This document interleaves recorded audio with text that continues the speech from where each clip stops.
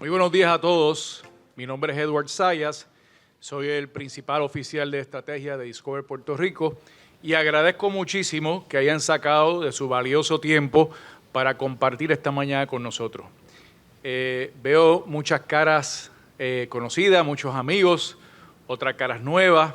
Y en ese sentido, pues también queremos dar las gracias a esta institución que por segunda ocasión nos ofrecen sus facilidades para hacer este Industry Update o esta actualización de la industria. De verdad que han sido bien colaboradores y pues son amigos de la casa. Y yo sé que Stanley así también lo siente. Estamos en comunicación durante todo el año y para este evento pues casi todos los días. Así que espero que lo disfruten. Antes de continuar, me gustaría reconocer la presencia de varios representantes de municipios que he visto por ahí, como por ejemplo está Caguas. ¿Quién está de Caguas por ahí? Si se levantan, míralos allí. Ave María, un aplauso, vienen de Caguas. Tenemos también gente que nos visita de Barceloneta. Vi por ahí a Barceloneta, eso. Carolina, obviamente en la casa, ¿no? Naranjito, mírala allí.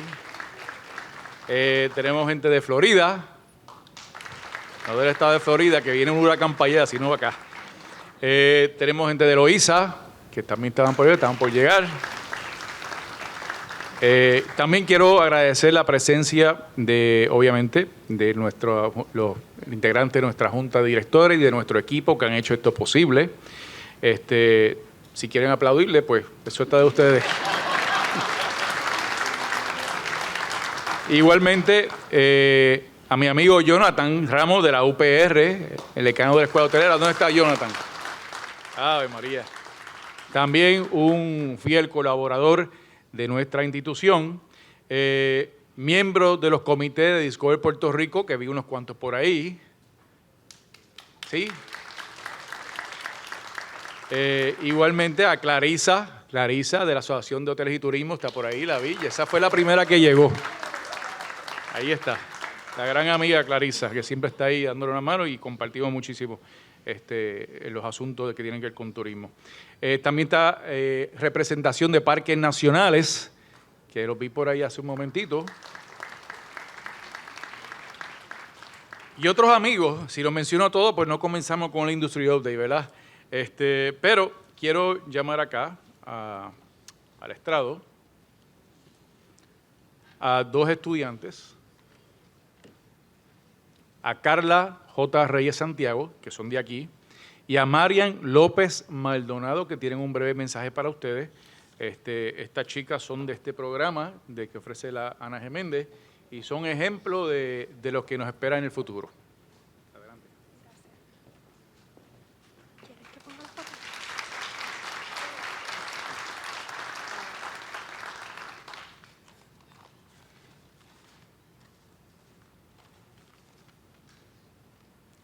Good morning. Thank you for joining us today. My name is Carla Torres. I'm accompanied by my colleague, Marian Lopez, and she will share with you more information about us. Hello, everyone. It is an absolute honor having all of you join us here today. Carla and I are both students of the International School of Hospitality and Culinary Arts, Jose A. Tony Santana, here in Carolina, Puerto Rico. We both are graduation candidates this May of our bachelor degree in hotel management. On behalf of the University Ana G. Méndez Carolina campus, we would like to thank you all for choosing us as your headquarters for this month's Industry Update Report. This is an amazing opportunity for us students to be part of this event to help us grow in our careers. And now, we leave you with the most amazing numbers that a Puerto Rican industry has ever seen. We are part of the best school of hospitality and culinary arts of Puerto Rico and the Caribbean. And remember, we are open for offers. Thank you so much.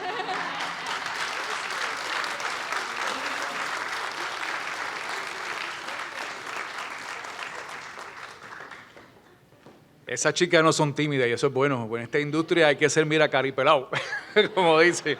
Mira, quiero reconocer también a la gente de Canóvanas, que anda por ahí, me dijeron que llegaron. ¿Dónde están? Por ahí hay Canóvanas, eso es. Son buenos amigos también, los hemos visitado y hemos muchas cositas allá con ellos. Me voy a quitar los espejuelos porque no veo el papel. Ahora me gustaría llamar acá al doctor Anthony Rivera, vicerrector del recinto de Carolina de la Universidad Ana G. Méndez.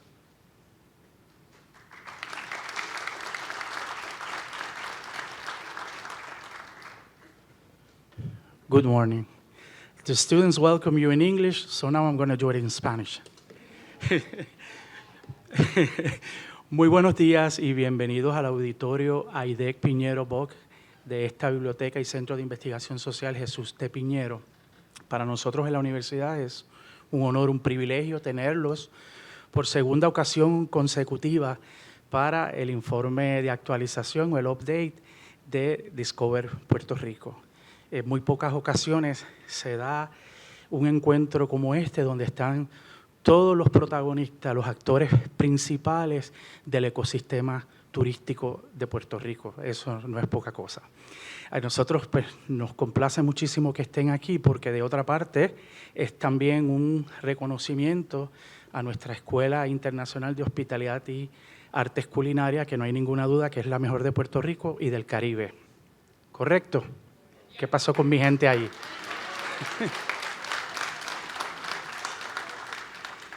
Y eso pues implica la calidad de nuestros programas y de los egresados. Ya ustedes han visto a los estudiantes. Eso es una pequeña manifestación del trabajo que se hace en nuestra escuela bajo la dirección del compañero Stanley Tapia. No les quiero quitar más de su tiempo, excepto decirles que son bienvenidos y que esta es tu casa y que en la Universidad Ana G. Méndez, recinto de Carolina, estamos en la plena disposición de seguir colaborando con ustedes. Buenos días.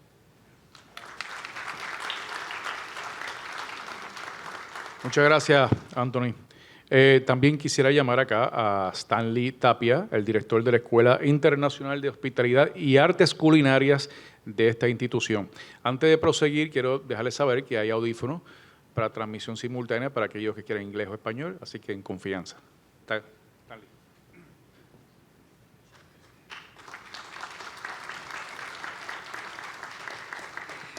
Buenos días a todos. Gracias por la oportunidad. Para la Universidad Ana G. Méndez, específicamente me uno a las palabras de nuestro vicerrector, específicamente a la Escuela Internacional de Hospitalidad y Artes Culinarias. Es un privilegio tenerlos aquí durante la mañana de hoy. Esto es parte de un acuerdo de colaboración, es la segunda vez que lo hacemos. Por aquí tengo, que lo acabo de ver, mi compañero y colega Jonathan de la Universidad de Puerto Rico. Gracias por estar aquí. No he visto los números, pero estoy completamente seguro que serán impresionantes. Los felicito por el trabajo que están haciendo.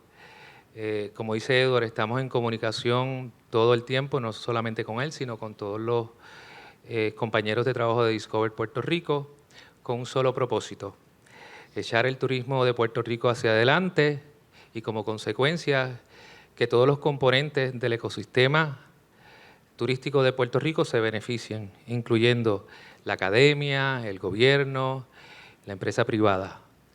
Nos enorgullece y nos sentimos honrados de tenerlos aquí durante la mañana de hoy. Y pues si quieren seguirlo haciendo aquí, con mucho gusto pueden contar con nosotros siempre. Bienvenidos y que tengan excelente día.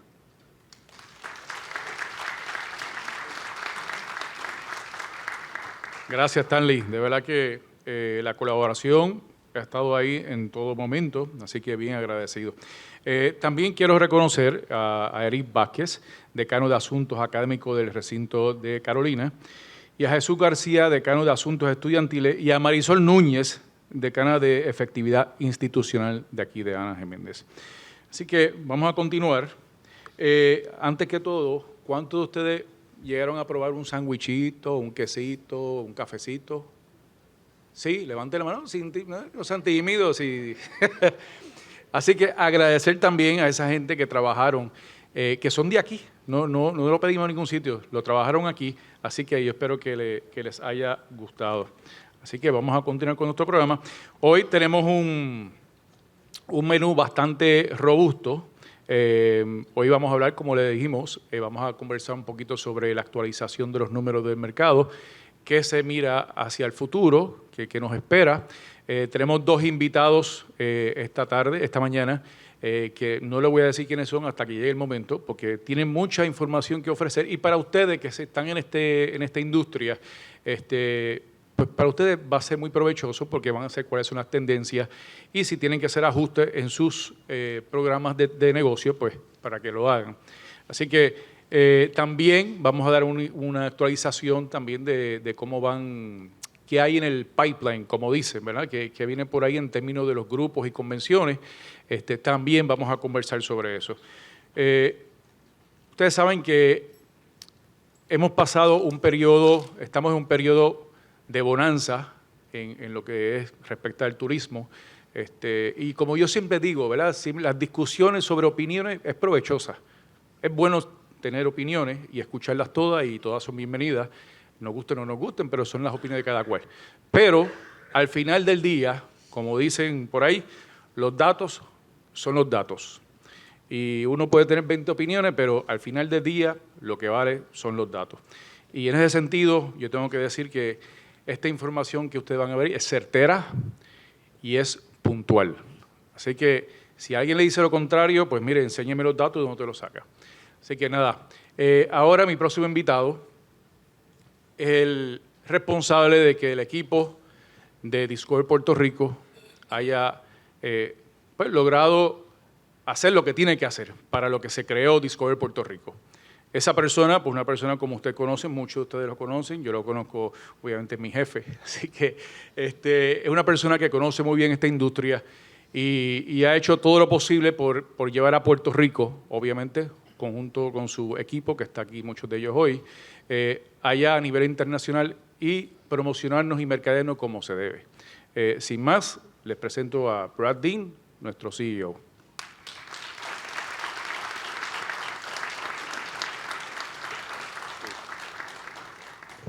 Well, buenos dias, bienvenidos y saludos a todos. Y gracias, Edward. We are so incredibly excited to be here today. Every time I come to the Universidad Ana Jiménez, I'm often left with a sense of optimism and hopefulness about this industry, in large part because of the students who are so enthusiastic, including the two you met earlier, the next two people we'll hire for our sales team, I'm certain, right? And you know, it reminds me, there's so much to be excited and proud of in this industry. And for me, there's a couple of things. First and foremost, if I were a student today, I have to tell you, there is no better time to be entering this industry. I mean, I've had a great career and had a lot of privileges and pleasures and successes that I've enjoyed. But I got to tell you, what you're about to see in this industry is nothing compared to what we've seen. It's exploding in so many ways with the rapid change of pace, the innovation, the disruption, opening up opportunities that never existed before. And maybe it took a pandemic for us to realize just how important travel is, not just important economically, but socially, mentally, physically. It makes us better. It is a transformative power. And so it's a great time to be coming into this industry. But I'm also excited because in Puerto Rico, we are seeing that transformative power come to life all throughout our island in all 78 municipalities. You'll see some data, research, and analysis later today that's going to affirm just how far Puerto Rico has come in the past few years. In fact, I believe, as best I can tell, this is the first time in the history of Puerto Rico where for 3 consecutive years, back-to-back-to-back record years, Puerto Rico's tourism industry has led the U.S. mainland and the Caribbean in all the major metrics we look at: tourism activity, tourism spending, demand, and maybe the most important number of all, more people employed in leisure and hospitality today than ever before in the history of this wonderful island. That is a remarkable trek of progress that very few destinations can speak of today. In fact, many are still trying to get back to pre-pandemic levels. We stopped comparing to that because it doesn't even fit on our charts anymore. That's how far Puerto Rico has come. So there's much reason to be excited about what lies ahead. But it also prompts a really interesting question, doesn't it? Una pregunta muy importante, and that is, once you get to the mountaintop, how do you stay there? You know, how do you stay on track? How do you stay ahead? Because in this industry, if you're not getting better, you're getting worse. And for me, I'm a sports fan, so I often look at those examples where sports imitates life and life imitates sports, and I don't think there's a better example of someone who demonstrated how to not just get to the mountaintop, but to stay there, than arguably the greatest baseball player ever to play the game, Roberto Clemente, who just happened to be from Carolina. But the thing about Clemente is people know him as a great hitter, a great fielder. They remember that rifle right arm from right field. But what they often overlook, and what many people don't realize, is what Clemente did that was so unique, so rare in baseball, is that he got better and better and better throughout his career. The average baseball player plays professional baseball for 5, maybe 6 years. Clemente played in the majors for 18. His first season in 1955 was a good, solid season. Followed it up. He batted over 300. He knocked in 60 RBIs, 160 hits. He established himself, really, in his first 2 years as a great player.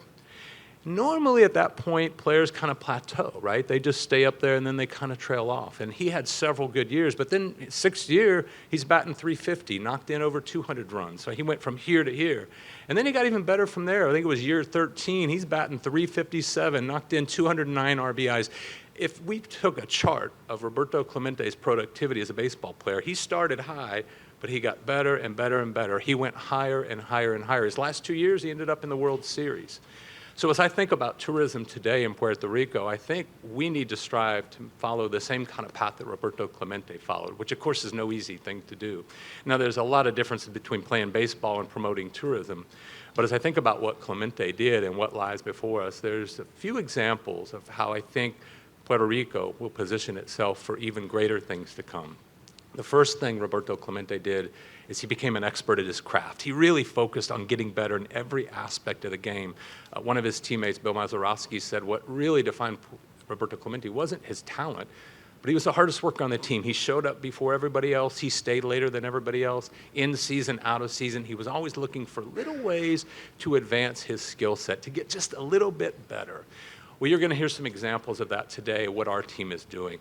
We've hosted record numbers of media fam trips and meeting planner fam trips, but we're looking to not only do more, but to do better, to find more ways to explore the island and tell more stories about the island. Our sales team just wrapped up the biggest year ever, more meetings and conventions booked in the island of Puerto Rico the past 12 months than ever before in our history, and they're already working on the plans to take that to the next level. So like Clemente, we're looking for ways that we can get a little better here and there and advance and expand and enhance what we do. The second thing Clemente did is he evolved and adapted his game. Early on, he was a power hitter, but as pitchers had kind of adjusted to that and started throwing different pitches and throwing around him, he became an even better overall hitter. In fact, for every home run he hit 9 singles. So he did the little things well, and he did the big things really well. And so you'll hear some examples today of how we're adapting and evolving as changing trends in tourism present challenges, but also unique opportunities, new audiences that we can tap into, new markets that we can expand into, and we'll touch on just a little bit of that today. The other thing Clemente did is he recognized that to ultimately be successful and win World Series, it had to be about a better team, not just a better player. In other words, he recognized that baseball is a team sport. It's about we, not about me. And at Discover Puerto Rico, we're continually reminded of the importance of teamwork. Of course, we've got some great partners here on the island, a few who are here today, the Puerto Rico Hotel and Tourism Association, Viva, the Short-Term Rental Association, the Parador Association, the Tourism Business Council, great examples of partners who are all in on growing tourism. Government partners like the Puerto Rico Tourism Company and AFAF, and of course La Fortaleza, who've made a firm and very determined commitment to growing tourism. So the public and private sector working together. But it's not just about having partnerships here on the island. We have to have partnerships off island, and we'll touch on a little bit of that today.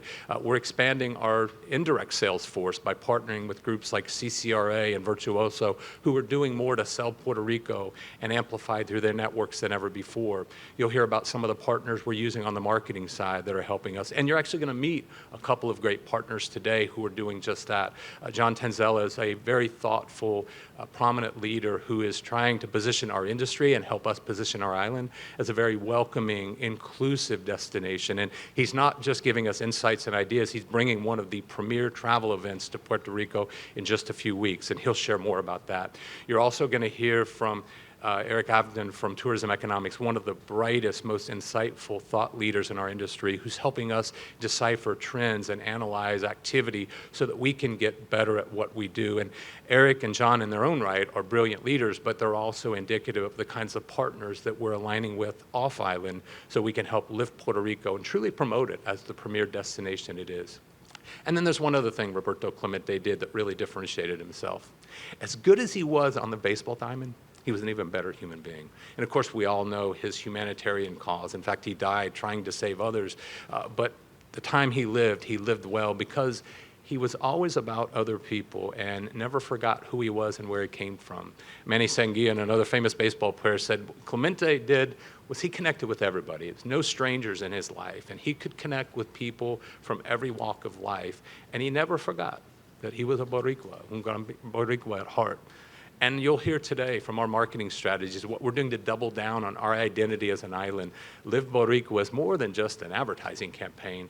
It's a positioning of Puerto Rico's brand to elevate us, and not just elevate the tourism product, but to elevate the beautiful faces of Puerto Rico amidst the beautiful places of Puerto Rico. And we'll share more about how we're doing that, as well as our local comms and engagement team who are working all throughout the island to make sure that we stay aligned and engaged with local communities so that we are an authentic, genuine promoter of the brand of Puerto Rico. Now listen, there's a lot of differences between playing baseball and promoting tourism, but I'm convinced if we can follow that same kind of path, if we can adapt and evolve to the trends that are emerging in our industry, if we can get better each and every day, striving to continuously improve what we do and how we do it, if we can align and expand our teamwork throughout the island and off-island, and as well, remember that it is an extraordinary opportunity to be able to invite the world to live Boricua or make your meeting Boricua and demonstrate ourselves to truly be a welcoming, inclusive island for people from all walks of life.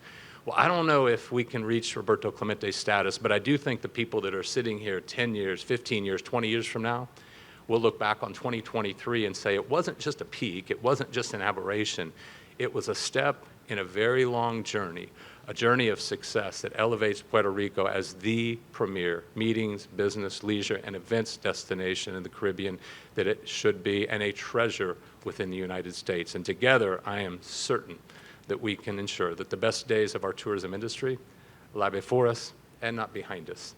Adelante Turismo, adelante Puerto Rico. Thank you for being here today.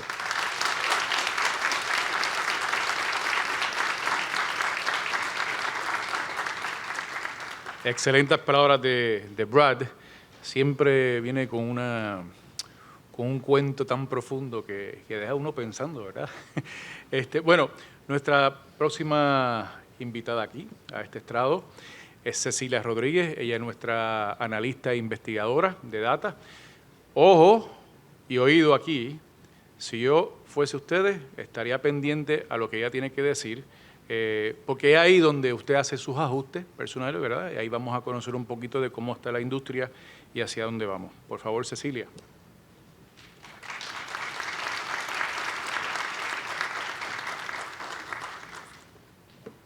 Bajar esto un poquito. Hola, buenos días a todos. Good morning, everybody. Thank you all for being here today to join us for the industry update. We know how busy everyone is. We can see it clearly in our data. Your presence here is really reflects very much the dedication and commitment from everybody to not only grow, but commit to the industry success as well. So, gracias a todos. We're going to talk a little bit about lodging demand. As we reflect on year-to-date results through July, we're really pleased to share some very positive results overall on our lodging products. Overall lodging demand, which tracks the performance of hotels and rentals that are captured by STR and AirDNA, has experienced really significant growth. 12% increase in total lodging demand year to date. Specifically, hotel demand has increased 9%, while rentals have seen an increase of 17%. Now, total demand just for the month of July specifically reached 693,000 room nights. What does that mean? That's an increase of 12% from last year. And it's actually surpassing July of 2021, which was the highest month of that particular year in total demand. Now, with demand keeping pace and year-to-date average daily rates about 3% higher. Total lodging revenues through July amount to almost $1.2 billion. That's a 16% increase from last year. Well, this measure is remarkable. We have reached that billion-dollar big milestone in the past. This is actually the third time that the industry reaches that number. The first time that it was reached was in 2021, and it was reached in October. Second time was last year in 2022, which we crossed that milestone in July. And this year, we actually crossed it 1 month early in the month of June. So lots and lots of growth. It is important still to highlight that the hotel segment still accounts for 62% of the lodging revenue overall. That's primarily driven by higher rates compared to the rental properties. Now, as we track the combined arrivals from San Juan, Ponce, and Aguadilla, arrivals are up 19.5%, almost 20 compared to the same time period through July. Arrivals are just over 3.3 million for this time period. Now, these figures are through June. We don't have regional data yet from the airports for July, but we do have the numbers from Aerostar. And again, July was a record month with over 634,000 arrivals. That's 26% more than last year. Now, by the end of the year, the island will receive nonstop service from 32 cities from North Central South America, as well as Europe. This is starting in the high season in December. Now, looking ahead at the remainder of the year, our booking pace reveals overall positive results. Hotels are currently pacing 5% ahead for Q3, which is ending here now in September 30th. On the other hand, rentals have really experienced a lot of growth. They're up 40% in terms of room nights for Q3 compared to last year. That's really being driven by the month of July, which was very, very high. And are currently pacing for Q4 at 49% above from last year. And that, again, is being really pushed through December reservations. People are booking ahead of time this year. Just for the month of December, it's up 71% in reservations for rentals compared to last year.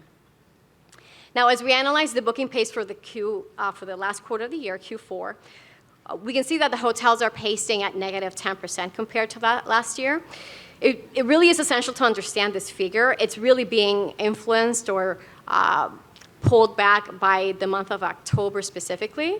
October of 2022 was a very particular month that had many big citywide groups. So when you do compare year-over-year data, October of last year to October of this year, it is in a negative number. However, November and December are both pacing ahead from last year. It's just when you combine it as a quarter, it shows negative.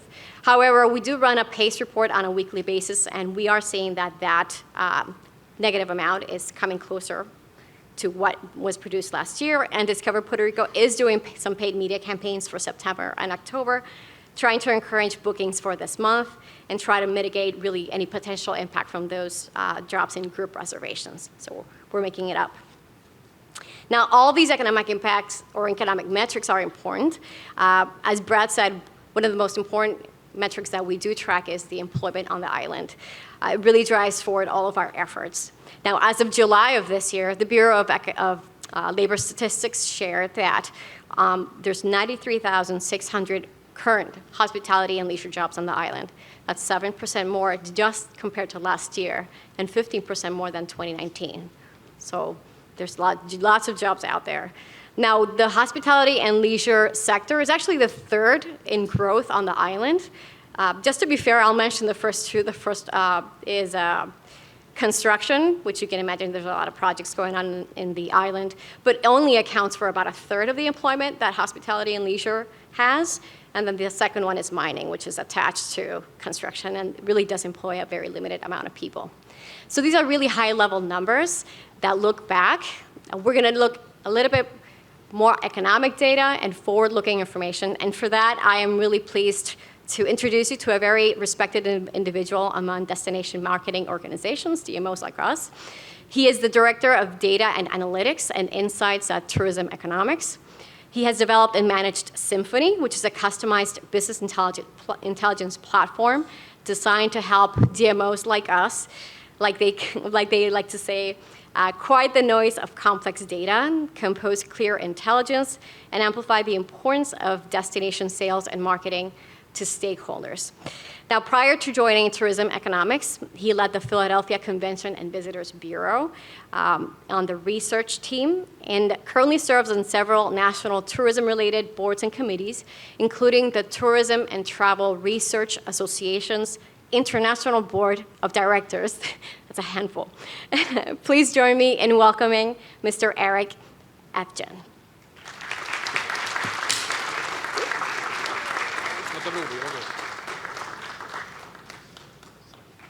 Antes de pasar con Eric, si tienen preguntas, luego de que él termine, por favor, hay unos micrófonos en los lados. Tenemos un corto espacio para tomar 2 o 3 preguntitas. ¿Okay? Gracias. Eric.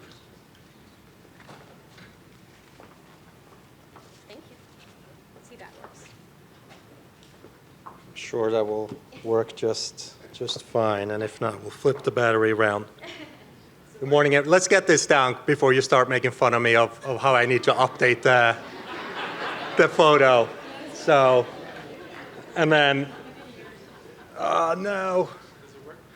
Let's flip it. Let's see if it's the other way around, maybe. Oh, this should be right. Does that work? Ah, perfect. Thank you.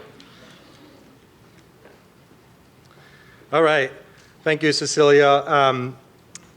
Eric Evgen, it's a pleasure to be in here with you all today. I'm with Tourism Economics. We're a Oxford economics company, and we essentially handle everything tourism related. So we're the tourism practice of Oxford economics.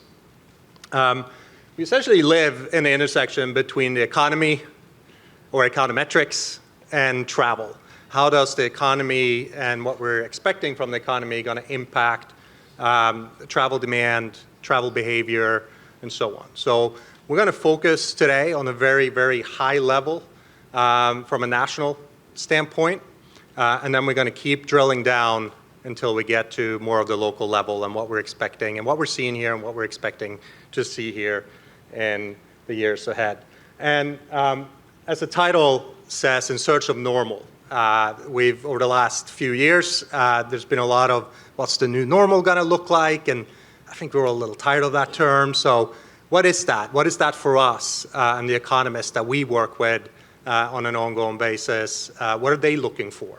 And we'll get to that as well. So let's dive right into it. Some high-level numbers, national numbers. Travel industry nationally, I know here in Puerto Rico, you all have been fully recovered for months and months and months already. Nationally, finally, I can say that we have fully recovered nearly a full year of travel spending above 2019 levels. We continue to see growth year over year in spending as well.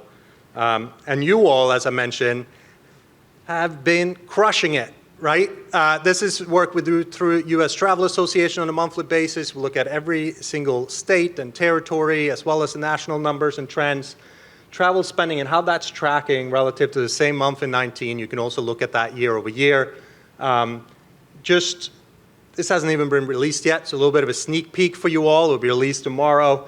But as of July, travel spending in the U.S. as a whole was up about 2% over 2019 levels. You all are living at 37%. Extraordinary growth that we've seen on the island over the last few years. Now, that said, we are starting to see a little bit of weakness and softness across some of the metrics that we do track. Here's just a few of them: travel spending, air passenger traffic, hotel demand, group demand, short-term rental demand, national park visits. And we are starting to see a little bit of softness. That said, don't make a trend off of 1 month, right? We're going to keep monitoring this and see how that kind of develop going forward. But it is in line with essentially what we're expecting for the next few quarters. So what will define the future normal? Well, there are 3 things we're going to look at today. Economic slowdown. It is coming. It's already started. We'll look at a few kind of charts that we'll talk through that together. The response that we've seen in the travel industry so far. And then lastly, just looking at the shape of travel as we expect it to look like over the next few quarters and next couple of years, both nationally and here locally. So let's start with some of the economic slides. So unemployment levels remains historically low nationally. I know here on the island it's slightly higher, but as both Brad and Cecilia mentioned, there's never been, the travel and tourism jobs in this market has never been higher, right? But the low unemployment rates nationally is going to help soften the blow for some of the economic concerns that we're wary of over the next few quarters. Despite low unemployment rates, consumers are feeling more and more uneasy. Here we're looking at present conditions in blue, consumer expectations in yellow, consumer sentiment in red. And it's extremely rare that the three of them are tracking so closely together. Typically, present conditions will be significantly higher, and this is a little bit concerning from the consumer side. Culprit, inflation, right? We're not tired of hearing about it yet, but we're pretty tired of hearing about it.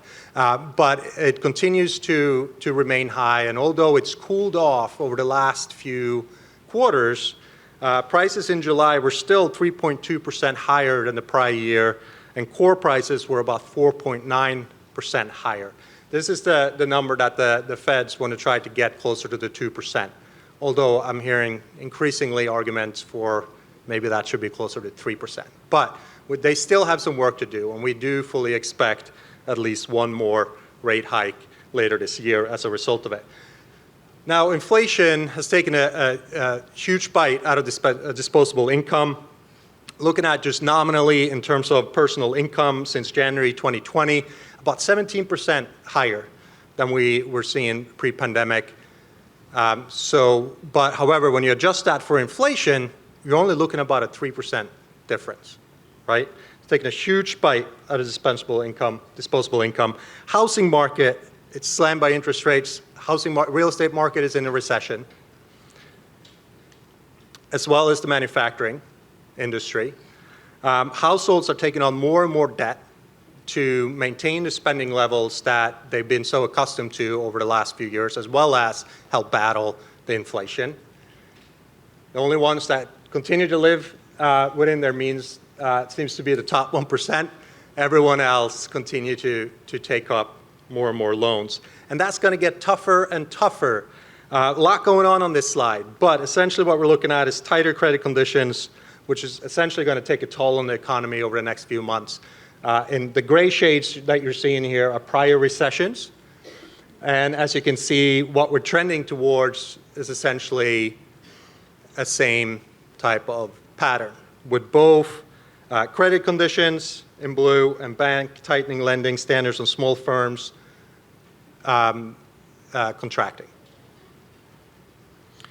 So our firm, it's our view that we are looking at a recession in Q4 of this year into Q1 of next year. We are expecting it to be extremely mild, and we're expecting it to be extremely short-lived. A lot of the reason for that is unemployment levels, which we already talked about, but also household debt service. You see on the left side has never, like historically speaking, it's towards the lowest it's ever been. The only time it was lower was during the pandemic, where people were essentially taken and not traveling, not spending money, paying down debt.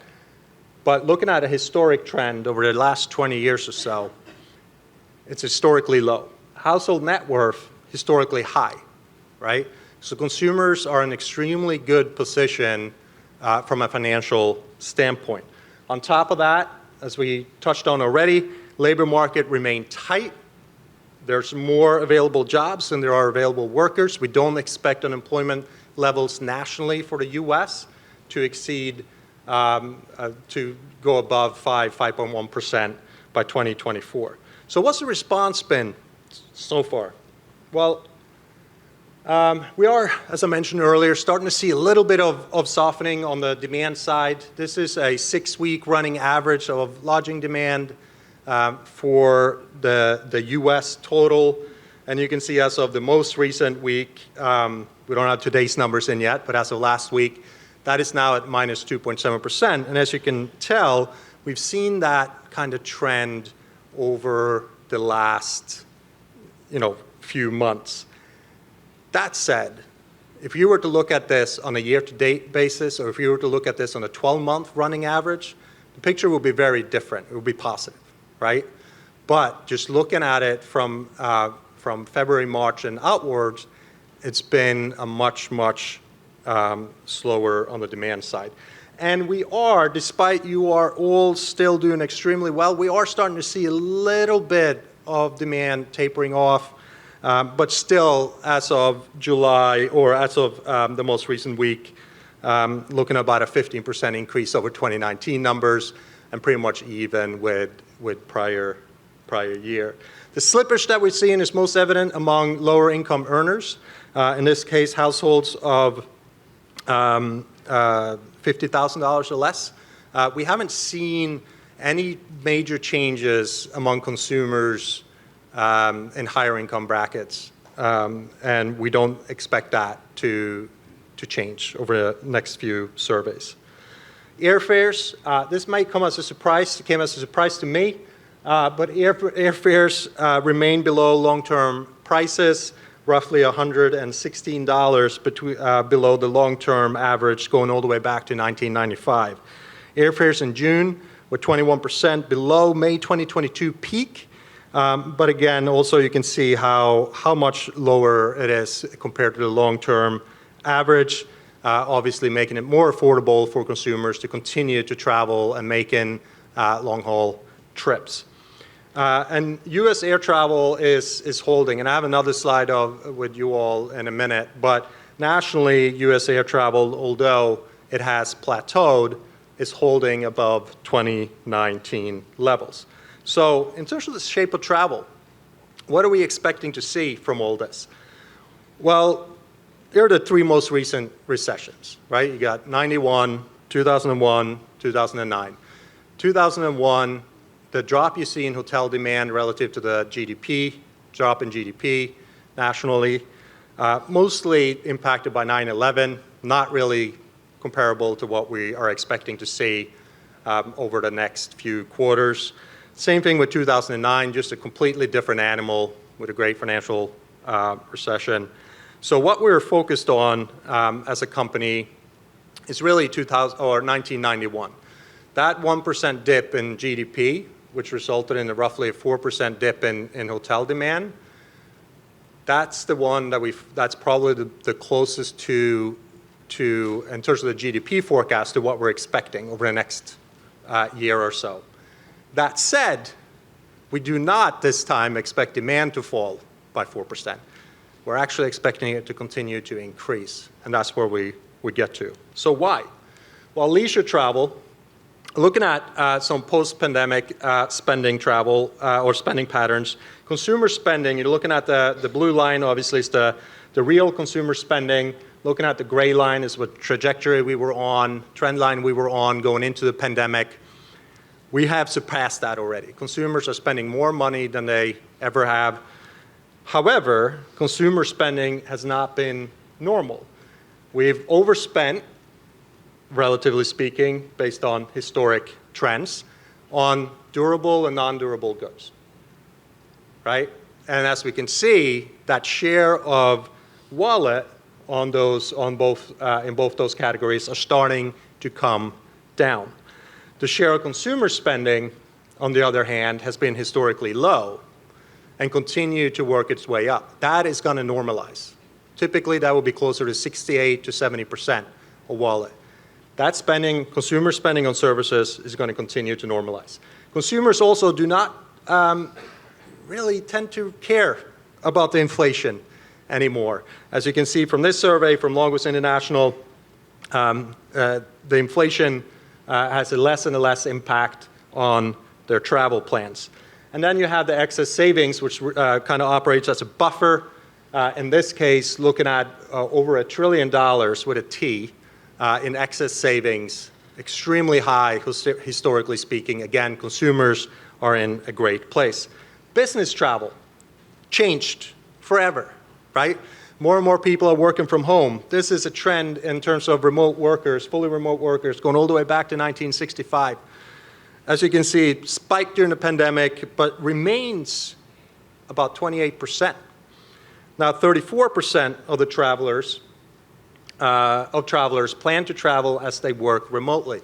I did that here when I was here visiting Puerto Rico just a few months ago. I came down Thursday morning, I worked in Thursday afternoon, and I was with my family Friday, Saturday, and Sunday. This trend is one of the things that continue to change the business travel forever. We also have more and more fully remote workers meet with colleagues in person. In this case, 58% of fully remote workers meet their colleagues in person at least quarterly.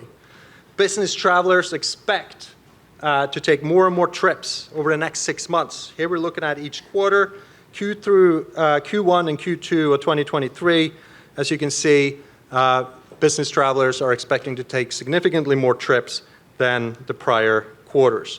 Group travel. Group travel has gained a lot of traction in 2023. I know you all have done extremely well, but nationally, it's starting to gain some traction as well. Over the last few months, you can see that bookings for group travel is now up 22%. And more than half the meeting planners remain optimistic about the future, or more optimistic about the future. The only dips we had over the last year or so was during Omicron and recession fears. Both were extremely short-lived. Next survey came out, and it had completely gone back to normal. They're expecting to shift more to major cities. That 54% event planners are seeing more demand in major cities. That is changing back to, or continue to increase as a favorable location. International travel. Outbound recovery is well ahead of inbound. Again, like consumer spending, we're expecting that to normalize, right? So these have historically been much, much closer in terms of trends, and inbound travel has essentially always operated with a surplus in the US. We're expecting that to normalize. So that 82% is going to get much, much closer to the 115. Now, inbound travel starting to gain momentum. All major regions around the world, we're starting to see inching closer and closer to that 2019 level. The only one that remained behind significantly behind 2019 numbers is the Asia-Pacific region, especially China. So let me just finish off with a few slides on Puerto Rico. So again, let's be real, you're crushing it, right? 176% or 76% increase in room revenue for July compared to 2019. The only dip we had or saw was during the Omicron in January of 2022. Other than that, you've been more or less fully recovered since May of 21. Demand remains elevated. In July, about 24% above 2019 levels. Air traffic is record high. You see that from the yellow line up here. You've never had more visitors and passengers arriving by air. Looking at the baseline forecast, this is what we're looking at, right, in terms of where we're expecting to go from here. We expect visitation to continue to grow. We expect spending to continue to grow, although due to some of the economic conditions, the spending to grow at a slower clip than visitation over the next few years. Just in 2022, you had about 9.6 million visitors coming to Puerto Rico, resulting in about $8.7 billion in direct tourism spending. And this is what it's all about, right? Total economic impact, about 13.2%, generating over $1 billion in local and state taxes, contributing $6.4 billion in a total GDP, and obviously supporting over 116,000 jobs, again, just from the visitor spending. So, let me finish with this. Forecasting the new normal. Well, it's not easy. But looking at this, the correlation between GDP and hotel demand nationally had always been extremely close. In this case, we're looking at, like we said about international travel, like we said about consumer spending patterns, that is going to start to normalize and get closer and closer together, right? So another indicator of demand continue to grow. Consumers shift back to going to continue to shift back to spending on services. Business and group travel continue to build back to 2019 volumes nationally. International returns to a surplus in 2024. And then lastly, here in Puerto Rico, while growth rates may start to slow down, they will continue to grow and increase. So although you may see a little bit of a slowdown in certain areas, we still expect travel industry, number of visitors, hotel demand, et cetera, continue to grow. It's a great industry to be in. We've been here before in tough times. We'll be all right, and everything's going to be okay. Thank you.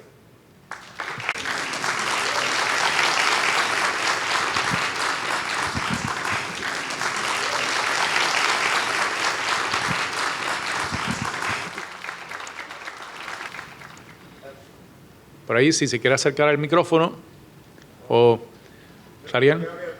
Ah, pues. My question will be for Mr. Eric. I mean, I do have some questions for Mr. Dean also, but at the moment, I guess. Is he around? Yes, he is. But shoot. Well, let's go with Eric. Eric, first of all, I would have to say congratulations. As you have said a few times, we are killing it, right? The numbers are great. I'm very, very impressed. The only information I've been able to see, it might be considering the facts of all those incentives the U.S. government has been giving to people. I know after the pandemic, the whole process took a little bit of time to, put that money on people's pocket. And I'm just considering how that might be affecting people's decision about going out, taking vacations, considering a lot of people in the U.S. are having money that they usually didn't have before, and how that might affect in the years after this. How that will might be decreasing the whole increasing effect that we're seeing today. Sure. Good question. So there's two parts to that, right? One is during the pandemic, you had consumers especially essentially starved for new experiences and being on the road and travel. That could be anything from going to visit friends and family to going on a vacation, right? There's a lot of trends that we saw during that time that still is in place. When it comes to the money part, as you saw earlier in terms of household debt services being record low, that's a result of all those incentives coming into place, right? Household net worth being record high, another result of those incentives being essentially that money being injected into the economy. And what we're seeing, the only kind of warning sign that we're seeing from a consumer wallet perspective right now is at the rate that they are taking out more debt to live within what they essentially gotten used to over the last few years, right? And some of that is also tied back to inflation, which we expect to start cooling off, which will then help allow people to spend money on travel and continue to travel. I understand. Thank you, Eric. You're welcome. Just the questions that you have other than the projections, economic projections, we're going to have another Q&A so you can give it to us. Any other questions? No, sí. Sí. Déjame. No voy a cantar. Vamos para aquí. Esa gráfica. Hay una gráfica al principio que le demuestra el crecimiento de Puerto Rico vis a vis al resto de los estados. He escuchado por ahí que Puerto Rico ha crecido de una forma exponencial brutal. Mucha gente dice, no, pero eso pasa en todos lados. No. Esa gráfica te lo demuestra. El año pasado yo fui con un colega, con Fernando, a una de las convenciones de Destination International, y allí el tema entre los asistentes de otros estados era cuáles iban a ser las estrategias para salir de ese marasmo que dejó el COVID. Nosotros el año pasado estamos corriendo, pero como Peco González, ¿verdad? Ahí al frente. Así que Es más, y otra cosa, para que no se me quede aquí en el pecho, sepan ustedes que Puerto Rico, con todos esos indicadores económicos que los partió por medio, como dicen en mi barrio, nosotros lideramos la recuperación post-COVID vis a vis el resto de los 50 estados. Así que siéntanse orgullosos de eso y eso es parte de ustedes también que forman parte de este conjunto de turismo. Así que apláudense.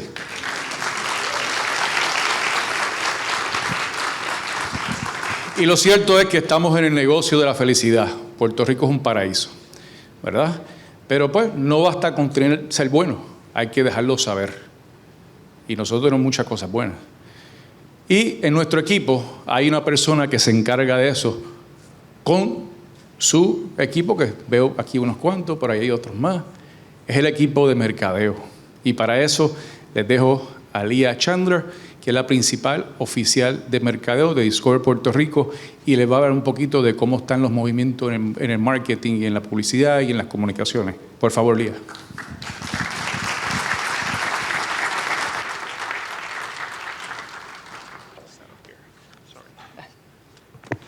Good morning. Thank you for the introduction. I've been telling my team for the last year, we need to manage the industry's expectations, and then Eric comes in here and tells everybody we're crushing it. So thanks, Eric. No pressure. But actually, that was a great introduction, and Cecilia, too, shared some really wonderful data that is obviously a very positive outlook for the island and really segues into my first couple of slides this morning. With key benchmarks that are exceeding all-time records, tourism in Puerto Rico is experiencing growth and success that honestly the island has never seen before, as you've heard from everybody up here today. But how do we protect the destination's position, this position that we're in right now? The focus areas that I've outlined here are really in place to ensure that we maintain momentum and we remain a leading destination in the Caribbean. Some of these areas that are listed here, such as pursuing aggressive air and cruise development strategies, along with a really robust product development strategy, those fall to our friends at the Puerto Rico Tourism Company. However, some of the other items listed here, monitoring our current and future competitive set, pursuing long-term sustainable funding, calculated brand growth, which has been a major focus area for the DMO, and strong investments in data and research, they're the responsibility of the destination marketing organization.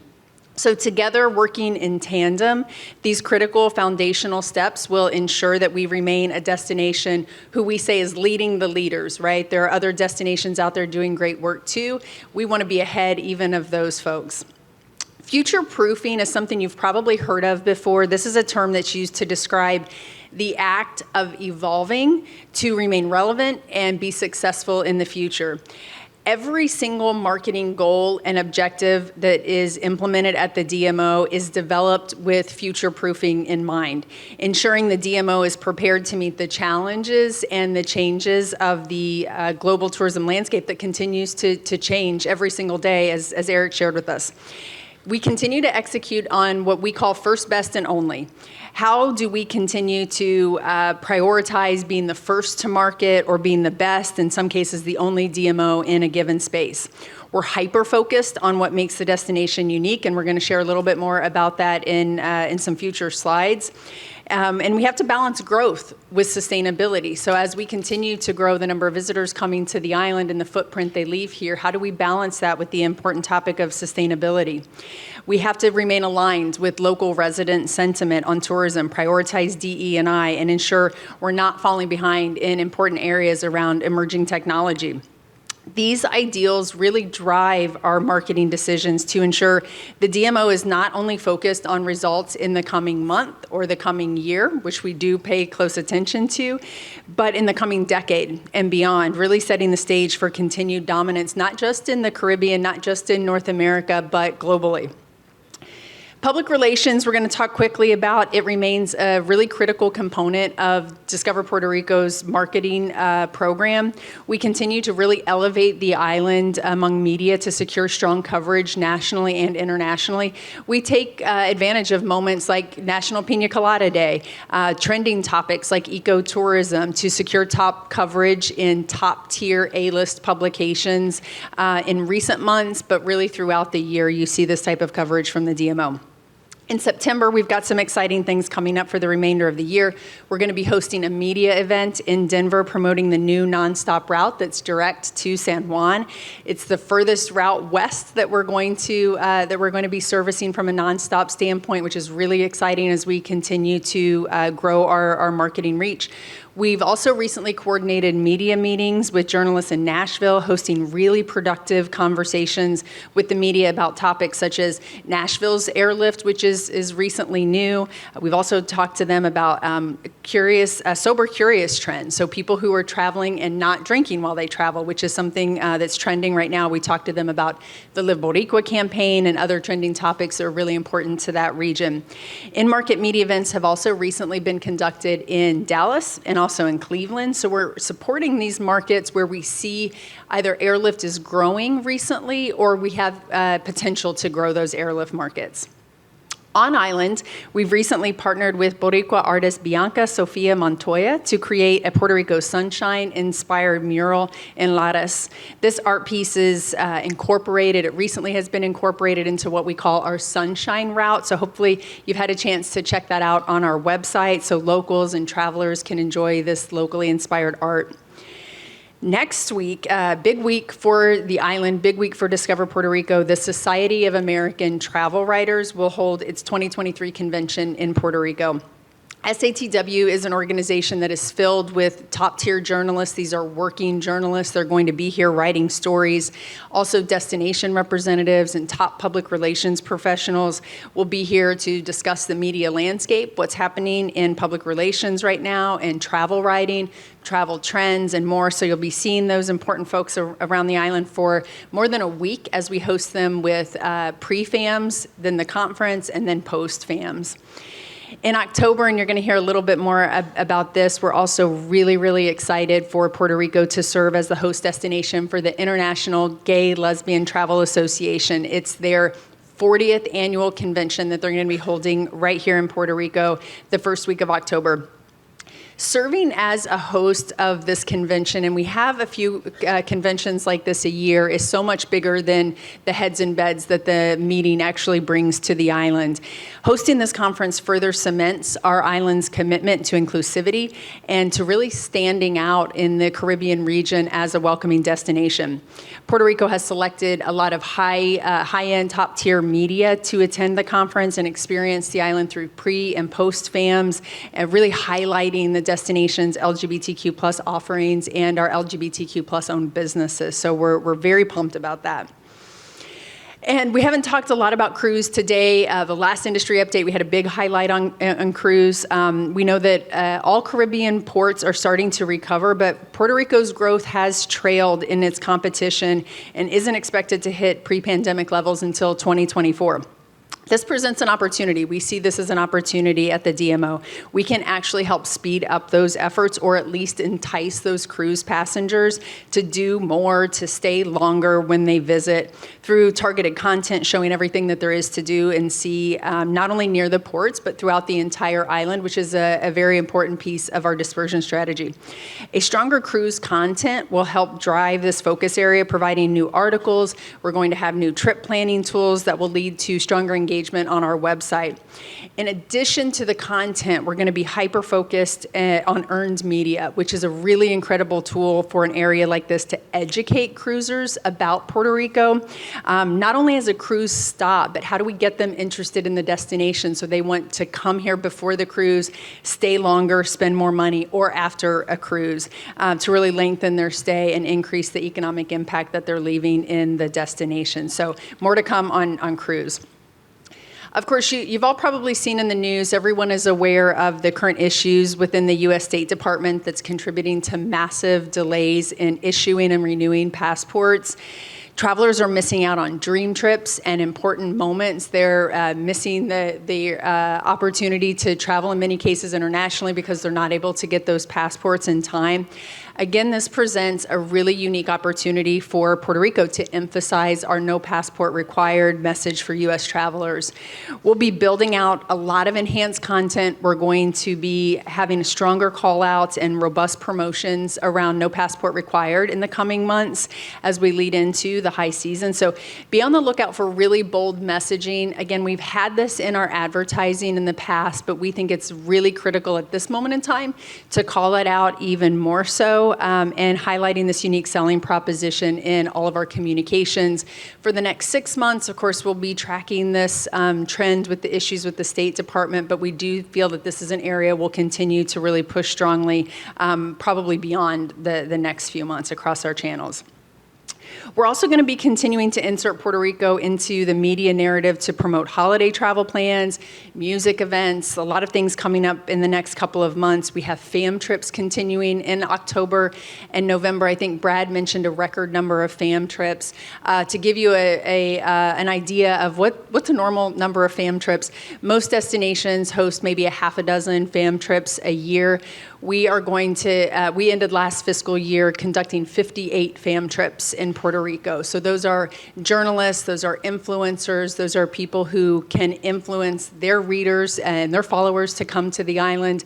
Nothing substitutes that firsthand experience of bringing those folks to the island. So we're going to continue with a lot of robust FAM trip experiences in the coming months.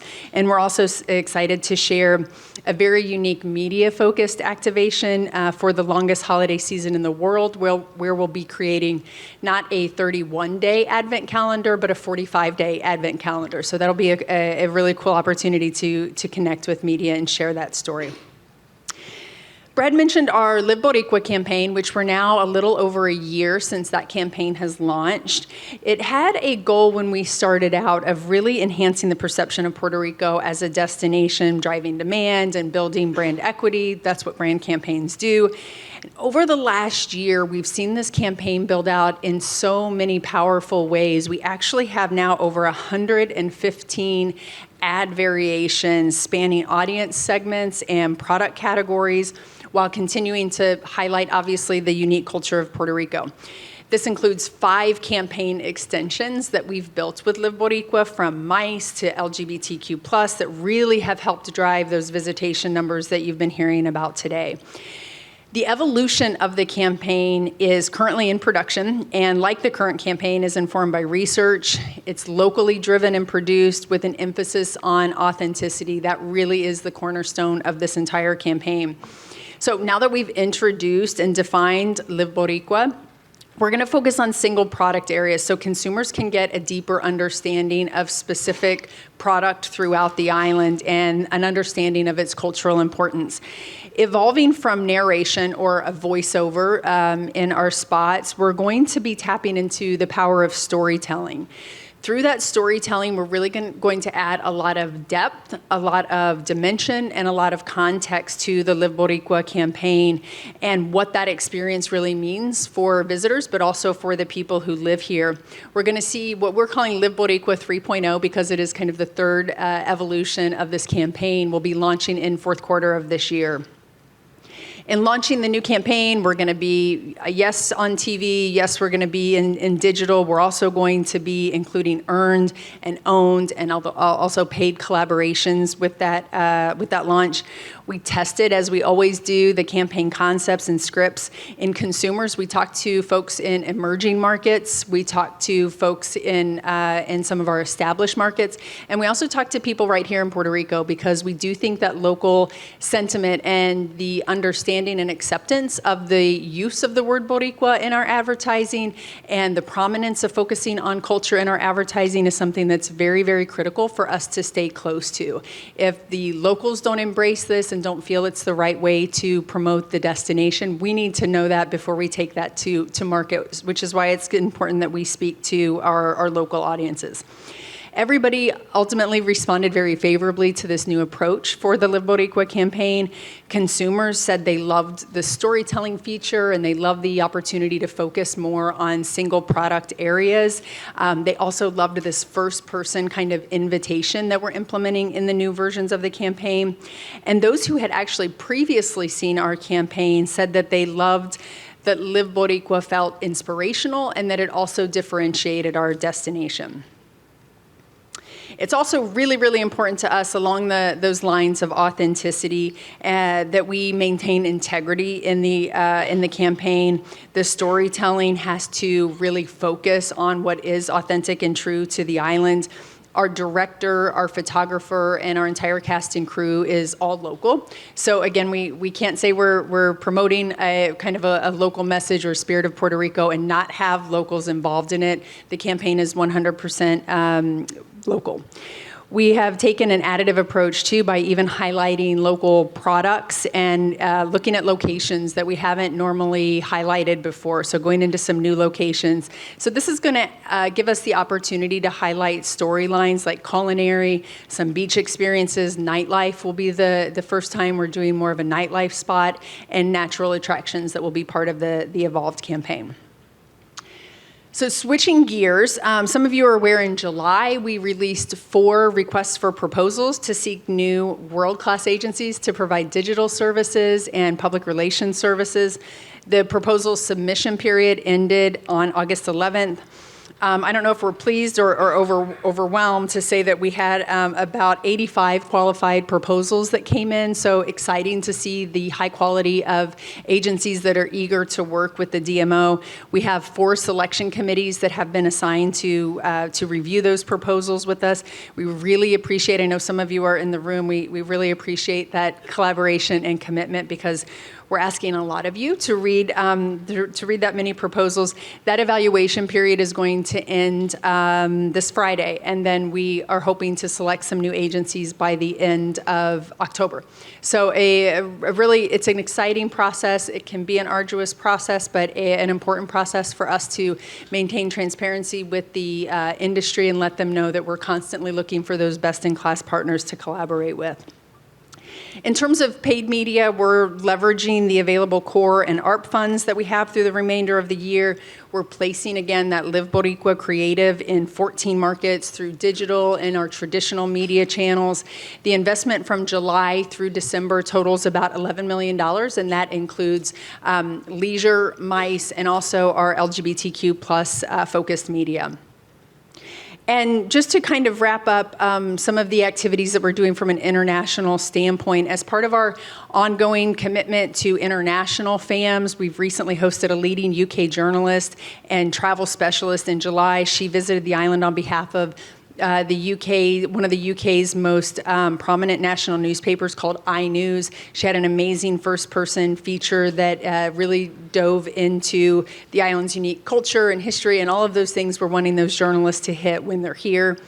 In July and August, we showcased our vibrant music and gastronomy scene in the Spanish market at Starlight Occident in Marbella. It's one of the most important and long-lasting boutique festivals in the world. So our team was there in Spain with local chefs. We celebrated the performances of Ricky Martin and Luis Fonsi across 3 nights.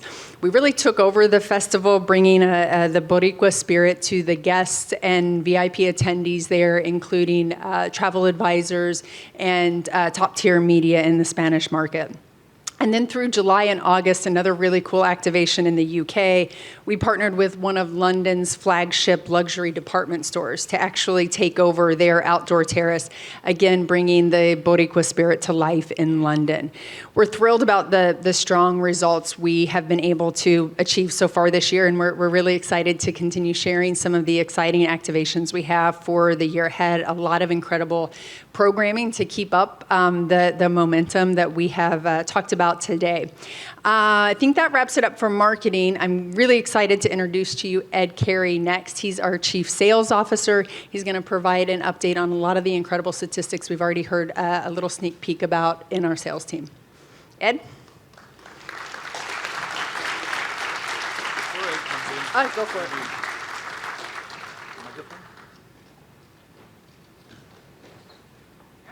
Justo, espérate, antes que entre al podio. No funciona. Uso este.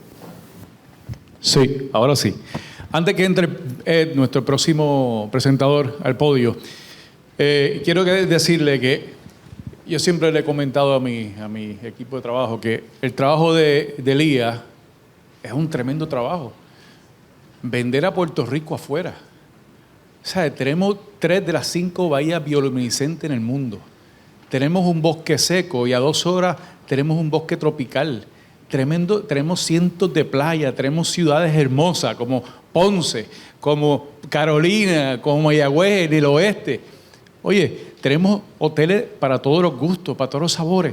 Tenemos propiedades de renta a corto plazo, de ensueño, de portadas de revistas. Aquí tenemos una muchacha que se llama Natalia, que es dueña de uno de esos de show, de portada de revista. Así que, nada, dicho eso, quiero mencionarle que el traer gente a Puerto Rico, no solamente uno le hace el pitch, sino a los viajeros de placer, a los viajeros de ocio, como le llaman, sino también a la gente que viene en grupos corporativos y en convenciones, en grupos grandes así, ¿no? Y lo que ocupamos el centro de convenciones u otros centros fuera del área metropolitana. Y para eso hay que tener profundidad, hay que tener conocimiento, conocer lo que se hace y conocer las áreas, ¿verdad? Conocer las zonas donde se hacen estos pitches. Y para eso, aquí el compañero Ed Carey, que es el principal oficial de venta, y su equipo han hecho un gran trabajo en ese sentido. Y este año estamos, como dijo alguien por ahí, we are killing it. Estamos rompiendo récord a diestra y siniestra. Por favor, Ed.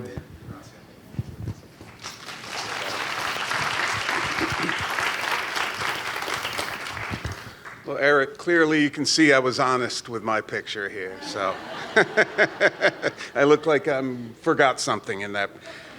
So I just wanted to say good morning, everyone. I hope you're all doing well. I really want to start out with a big congratulations to all of the hoteliers, the DMCs, and other local suppliers for a great year. In the MICE segment, we hit a major milestone by producing over 1.2 million room nights from over 1,700 event leads. Those are leads. The number of booked events increased by 57% from 267 last year to 419 this year. And that resulted in a 28% increase in the total number of room nights booked to end the year at over 186,000 definite group rooms. Those 419 events placed us well over the previous year and pre-pandemic levels and are expected to generate over $173 million in economic impact for the island. And we should all be very proud that our collective efforts have been noticed by our colleagues in the industry. We're honored to announce that we have been named as one of the top 5 finalists, along with New York City, New Orleans, Seattle, and Washington, D.C., by Skift Meetings as the best destination marketing organization in the U.S. Gracias. Gracias. Now, according to Skift, that represents the most respected and innovative suppliers in the industry. We've also been recognized by Meetings Today magazine, and 2 of our sales team members, Kim DeRoja and Yolanda Gonzalez, were named by Smart Meetings as leaders in the industry during the Smart Women's Summit, which was in New York City earlier this month. I know Eric referred to the Meeting Pulse survey, which we also watch very carefully. This type of recognition that I just showed you is important because according to the latest North Star CVent Pulse survey, planners are feeling that a loss of partner relationships that they had pre-pandemic has hurt their ability to plan seamless meetings. So our continued efforts to stay engaged through our comprehensive travel and trade show calendar and aggressively bringing people to the island will help us build lasting relationships and credibility. Obviously, we realize there's a lot more work to do, and we've been monitoring our booking pace on an ongoing basis. In this calendar graphic, you can see from the darker colored squares that booking pace is strong through mid-2024, except, as we've heard, for short-term holds in September and October of this year and the second half of next year. The good news is that most of those same planners in the North Star Pulse survey are sourcing events that will occur between the next 4 and 12 months. However, because of this short-term demand, our challenge is that it is critical for planners to receive timely responses to RFPs, and we know that has been difficult. Today, in addition to budget concerns, the biggest challenge meeting planners mention is the lack of timely response and follow-up to their RFPs.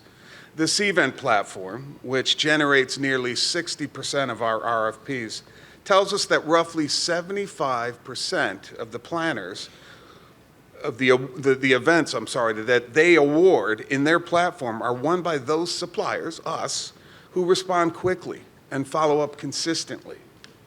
So we've been monitoring this carefully, and together with all our hotel partners, we're putting ourselves in the best possible position to succeed. During the first half of this year, 2023, we've nearly doubled the awarded, you can see that in the highlighted section, we've doubled the awarded room nights figure that you can see there. But even more encouraging, we've improved our RFP response time from 33 hours to just over 21 hours. So that means we're responding to business opportunities within 1 business day. Ultimately, though, it's always, our best chance is always when we bring buyers to the island. That's the best opportunity for us to win business. Conversion ratios will range between 70 and 80% once they see for themselves all that we offer. And so far this year, we've hosted 44% more site inspections than last year and met with 245 buyers. This translates into 151,000 more potential room nights to close for the future. And with the healthiest pipeline of future opportunity we've ever had, we're confident that the 2023-2024 year, as Brad said, will be another great year in the meetings and events space. And we're also very pleased at the progress we've made within the professional travel trade. Francisco Blanch and his team have worked tirelessly to leverage the exposure driven by the Live Boricua campaign and educate travel advisors all over the United States, Europe, and Latin America as well. And their efforts have paid off in a big way. Professional travel advisors use multiple sources to book and confirm business into our hotels. But one of the clearest indicators of the progress we're making is through the traffic we monitor in the Global Distribution Service, or GDS for short. We're very pleased to share that by the end of this past fiscal year, the booking activity in the GDS has surpassed pre-pandemic levels. That's a big deal, and we expect to continue to grow that margin in the coming years. Beyond the GDS, we've developed strategic agreements with multiple organizations that include wholesalers, consortia, membership clubs, and others that we know can produce for Puerto Rico. And these investments have produced extraordinary results and will position the island for further success. Last year, we saw 65% year-over-year growth from these partners alone, who produced close to $200 million in rooms reservations. And although these results were driven by multiple partners, there were 2 who really set themselves apart. And that is Virtuoso and ABC CCRA. And Brad mentioned those 2 partners in his presentation. Just a few weeks back, we hosted the CCRA Power Solutions trade show at El Conquistador. And the team worked for over a year to win this important event, which typically takes place 4 times per year in New York, Washington, D.C., Chicago, and Atlanta. In fact, this was the first time the event has ever met outside the continental U.S. A big thank you is due to Governor Pierluisi, who attended the event and opened with an inspiring keynote address. And we were absolutely thrilled to be recognized by CCRA as the destination, this is really big, destination with the highest growth potential in bookings in the past fiscal year. Not growth potential, highest growth, I'm sorry. And only a few weeks earlier, Brad and Francisco were highly visible, representing us at one of the premier travel trade events of the year, Virtuoso Travel Week. Virtuoso is a luxury consortium that is widely considered to be the world's most discerning travel advisor community. So our ongoing participation in multiple events and venues with Virtuoso has really put us top of mind with this important group. And with a clear and positive message about sustainability and ecotourism, Puerto Rico was once again featured prominently before this audience, selling more than 40 properties in all regions of the island. And finally, to summarize our strategic priorities moving forward, we will continue to refine our messaging to address what is most important to our buyers. We'll stay active and aggressive in the marketplace with over 80 trade shows and events between now and next June. We'll expand our relationships with key partners that can help us sell the island. All of our co-op agreements will be performance-based, and we will expand the marketing and sales focus on multi-hotel events that impact the convention district. And with that, I will turn it back over to Edward. Thank you for your time.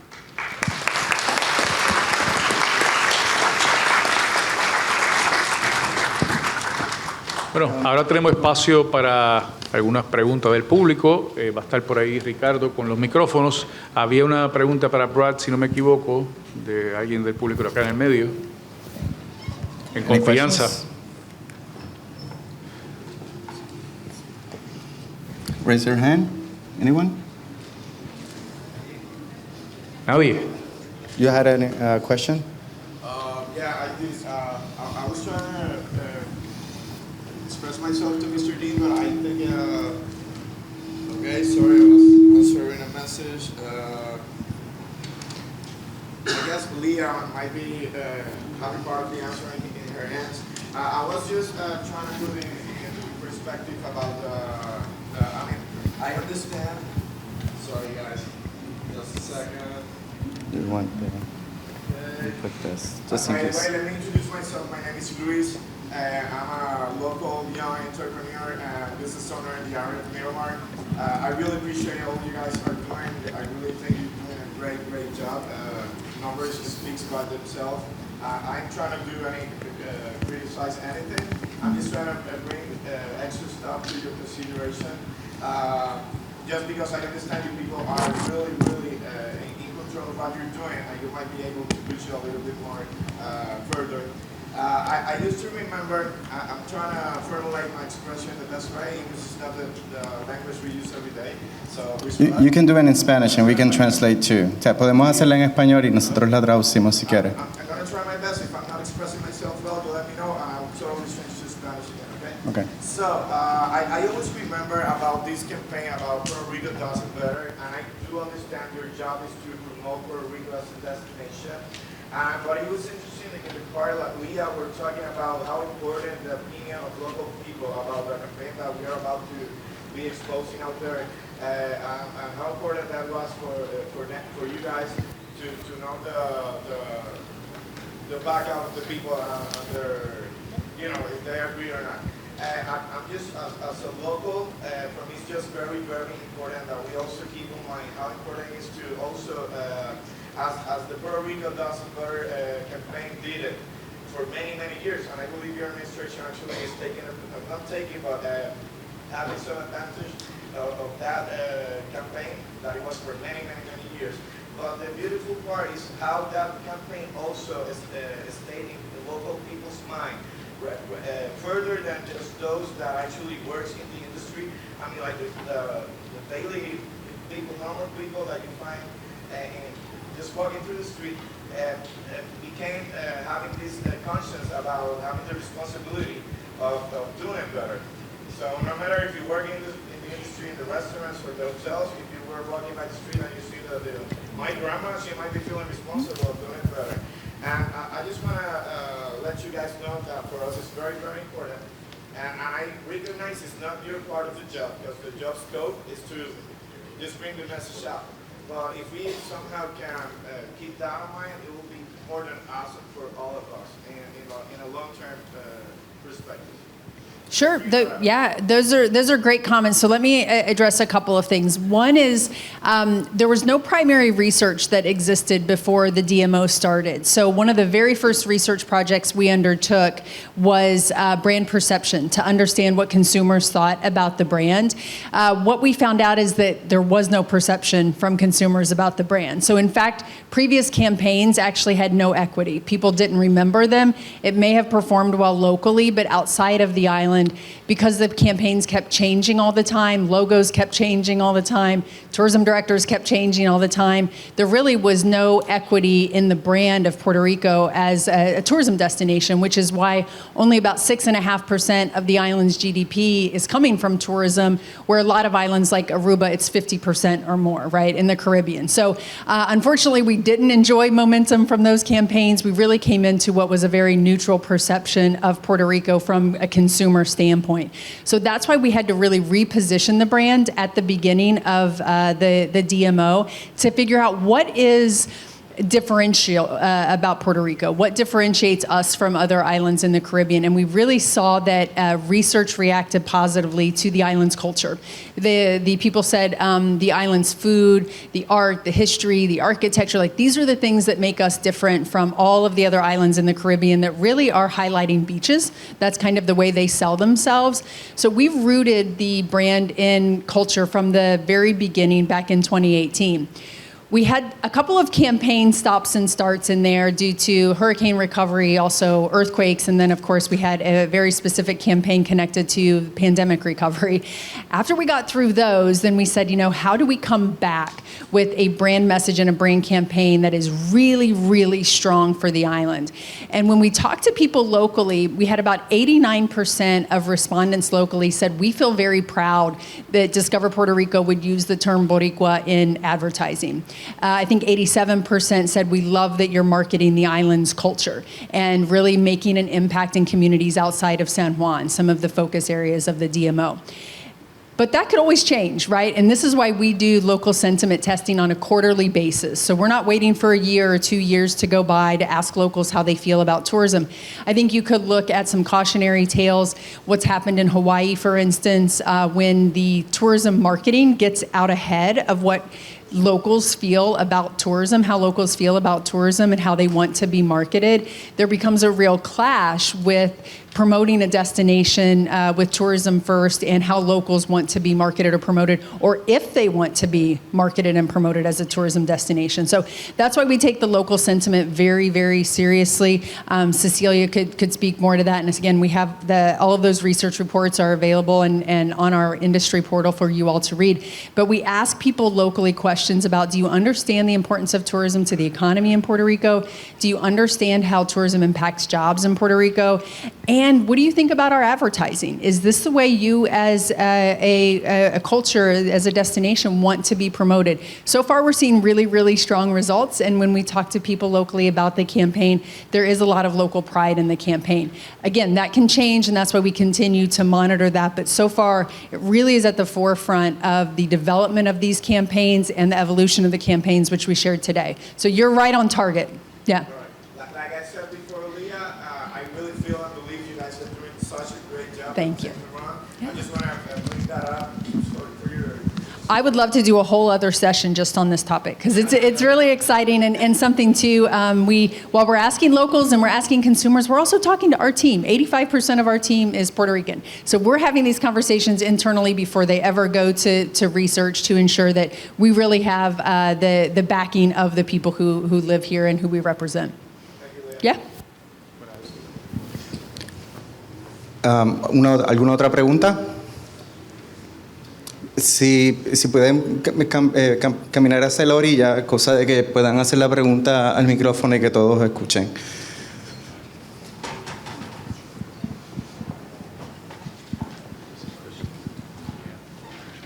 Gracias. Okay, sorry. Hi, good morning. My name is Samara, and my question is, along the lines of the previous commentary that the person was saying. It's also regarding the Live Boricua campaign and your statistics that you're pointing out. I was just researching my laptop just now regarding the sample sizes. I'm personally also an entrepreneur from Mayagüez, Puerto Rico, which I cross the island all the time. I'm mostly between Mayagüez, Ponce, and San Juan, and I can see the difference in perspectives regarding this particular campaign. Where exactly, I was also reading that most of the sample size are around 500 people. Would it be possible to know where exactly you're asking these questions?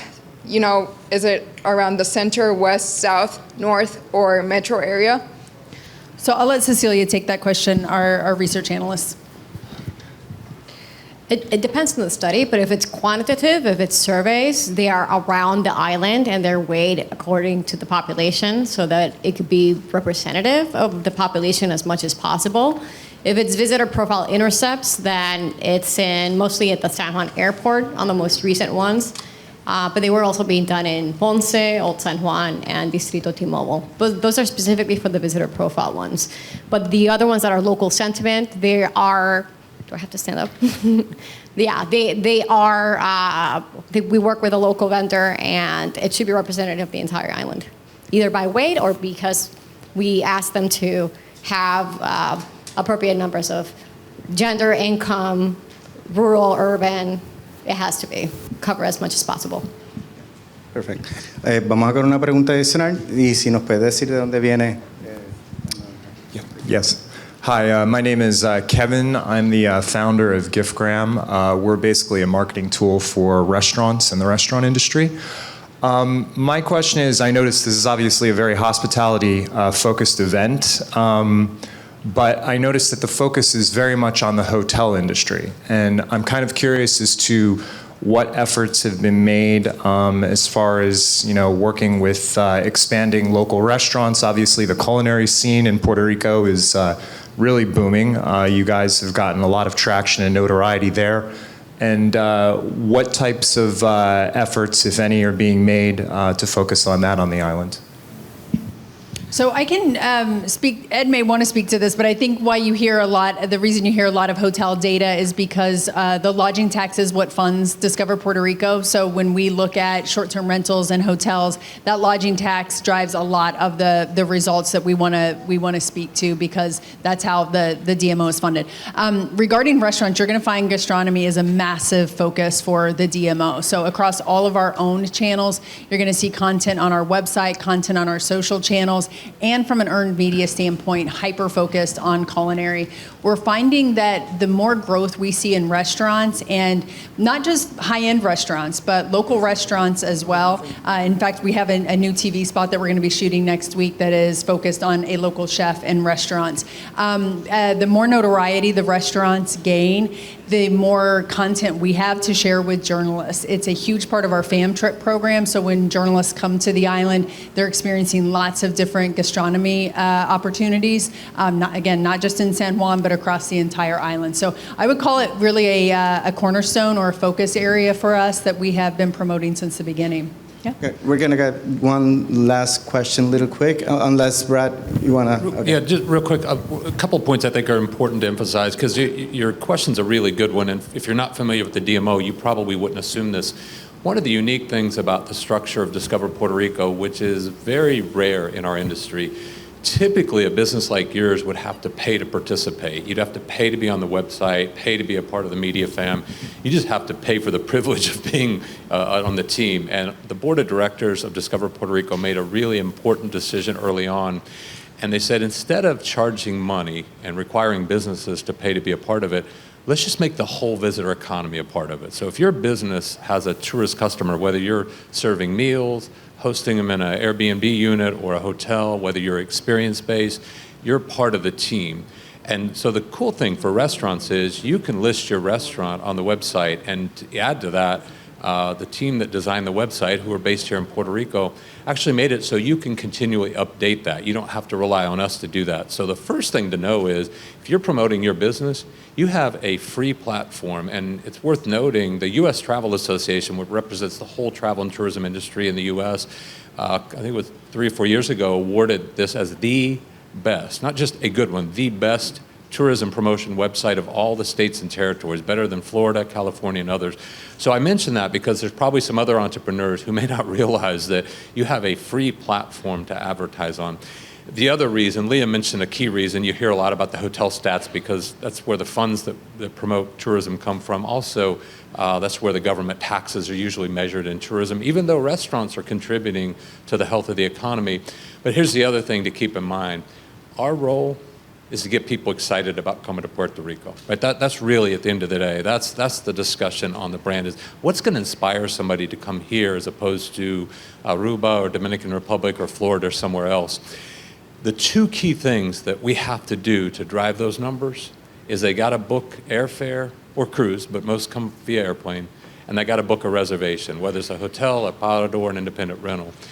Then they start choosing the restaurants and experiences. So by the time they get to the point where they're interacting with the restaurateur, we're not out of the picture, but our work has largely been focused on getting them here. Once we get them interested, then we know they're going to have a great gastronomy experience. And to Leah's point, we're doing our best as we can to showcase that, not only throughout the island, but all different experiences. So if we had more time today, you'd probably see more gastronomy represented. But key point to take away, whether you're in restaurants or any other sector of the visitor economy, you have a free platform to promote your business. And recognize that our focus is trying to get people inspired to come here. But once they come here, they're going to use our resources and hopefully connect with you, and that's where the magic really begins.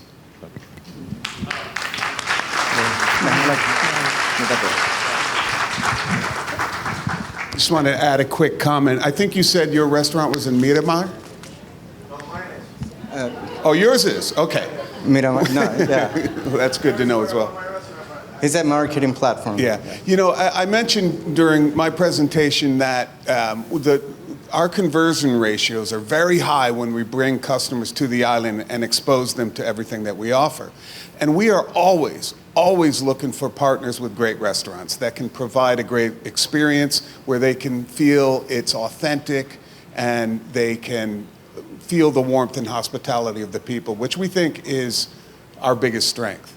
So if you'd like, we can talk after the meeting. I'd love to get your cards because, as I said, our destination services team, who performs not only these site inspections, but brings multiple fam trips. And even more importantly, I think last year we referred something like 1,600 planners to local venues and restaurants because they need experiences for their attendees when they come here.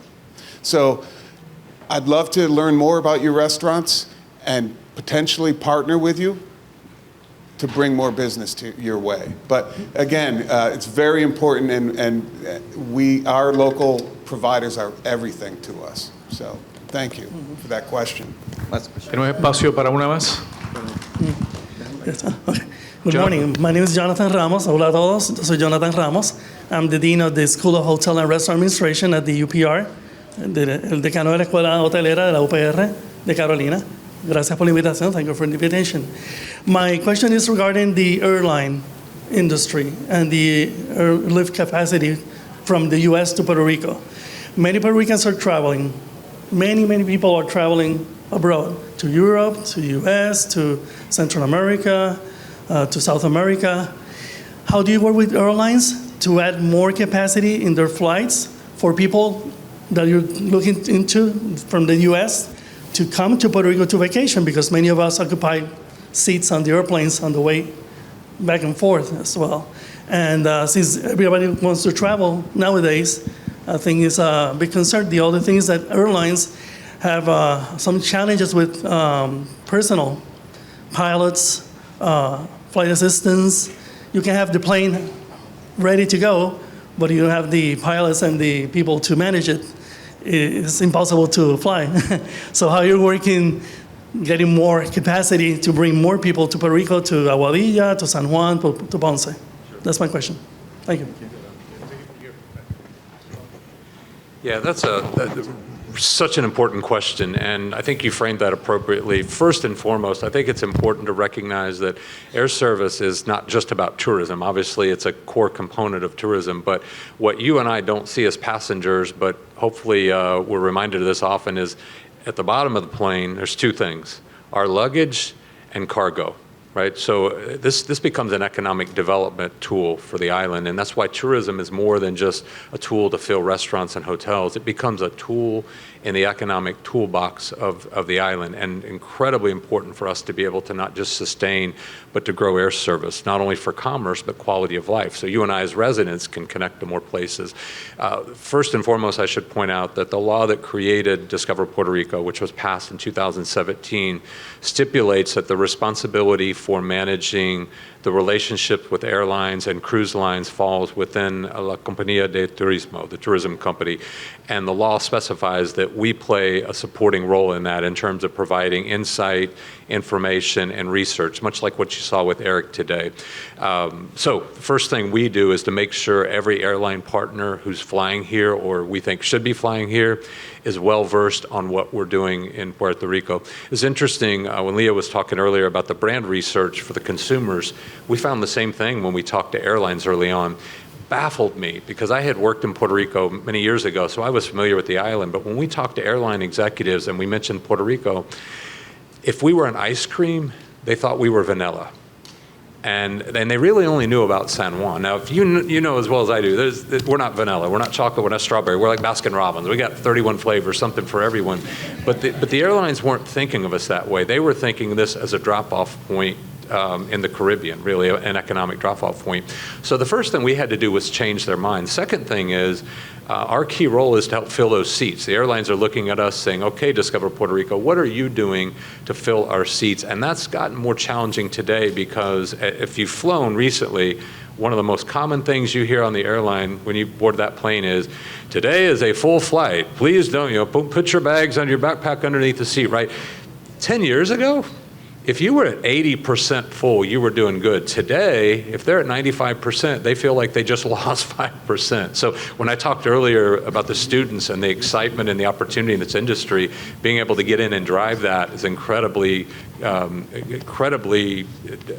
important opportunity for our industry, but it requires that we be even better and more responsive. So whereas we used to pace things on a quarter, we might look at a month. Whereas we used to look at a month, now it's weekly or daily to make sure that we're focusing in on that market. The other key thing about the airline industry is, and this kind of gets into Ed's area and the sales side, is if you board a plane, except for the low-cost carriers like Spirit or Frontier, the other carriers, they're making a lot more profit in the front of the plane than the back of the plane, right? Those seats in the front of the plane tend to charge a little bit more.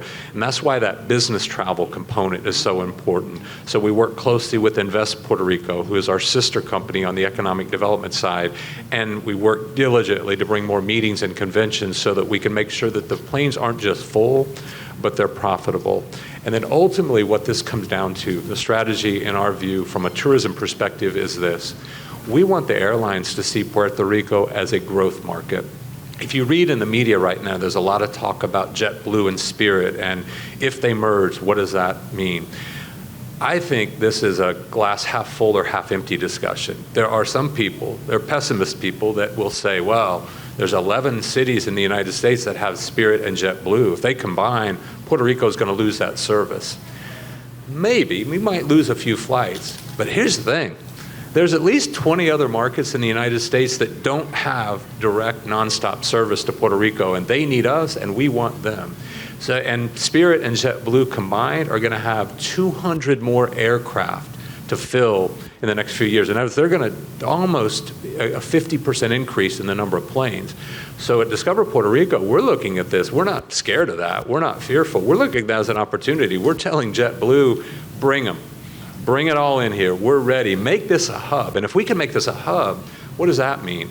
More flights, more destinations, and they'll actually start housing flight attendants and pilots on the island.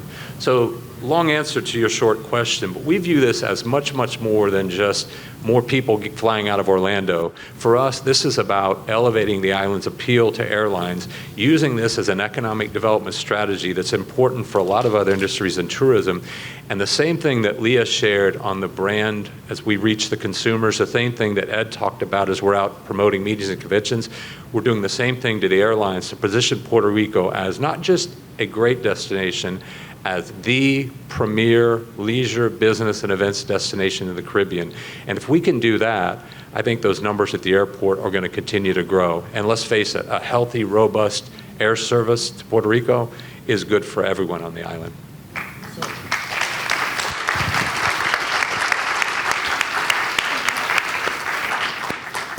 Bueno,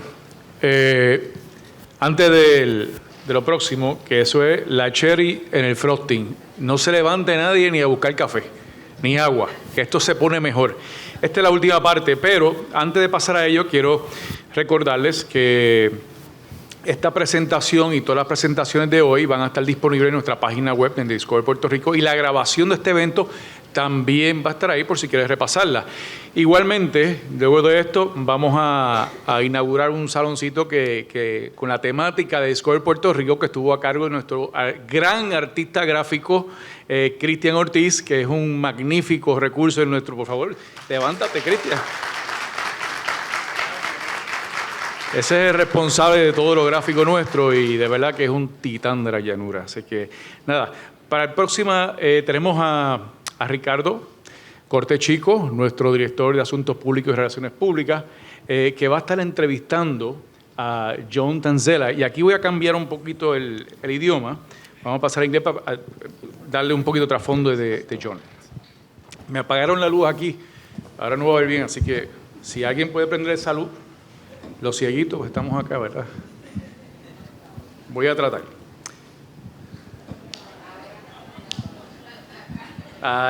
Gracias. John Tanzela is President and CEO of the International LGBTQ+ Travel Association, a nonprofit association and the global leader in advancing LGBTQ+ travel, and the only LGBTQ affiliate member of the World Tourism Organization. IGLTA's network consists of 12,000 plus tourism business professionals in approximately 80 countries.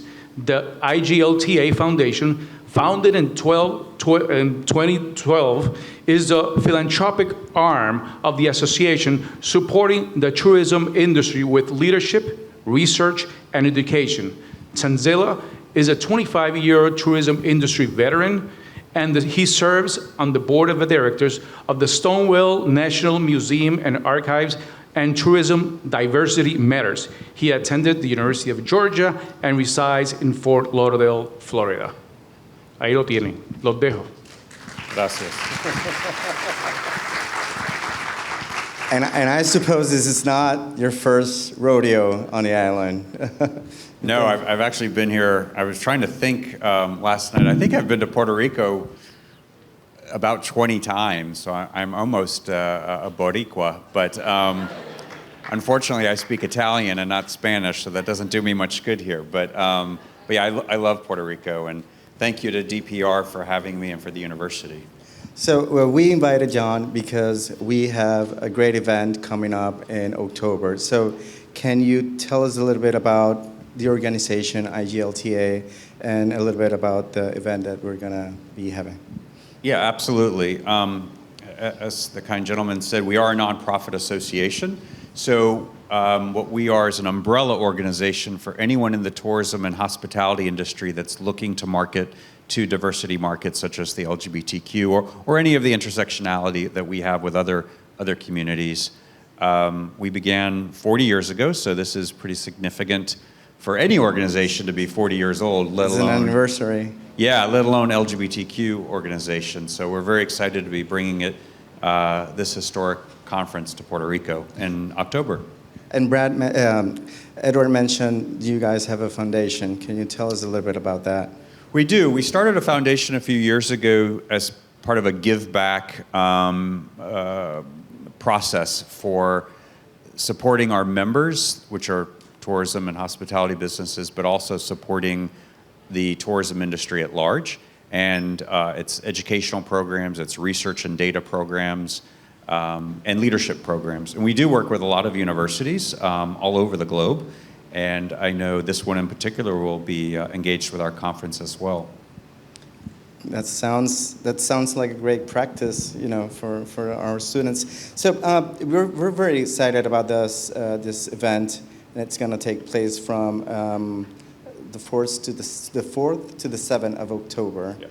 And why did you choose Puerto Rico in the first place to be hosting this event? Well, it's a bid process, and it's a significant anniversary being the 40th, so it's not the 37th or the 44th, right? We wanted to have a number there. Yeah, it's a very important number. We wanted to do it somewhere special. We receive a lot of bids from a lot of destinations around the world, but when we really looked at the bids, who's a leader in diversity markets and diversity marketing? And Puerto Rico has really been engaged, and not for a year, for many years. From their presentations this morning, you're just getting a taste of what they do out there, but they're super supportive of not only the LGBT community, but all diverse communities. And I think that's why our board of directors ultimately chose here, is because it's a leader in the Caribbean, but it's also a leader globally in diversity marketing. And how important is for the community and the destination to be welcoming to LGBTQ plus communities? Yeah, absolutely. If it wasn't a welcoming community, doesn't matter what DPR does, right? If people here weren't as nice as they are and welcoming and to visitors, we wouldn't have chose Puerto Rico, to be honest. So it is really important. Our whole mission is about working with destinations and businesses on, welcoming, safe experiences for the community. And where they feel welcomed and valued.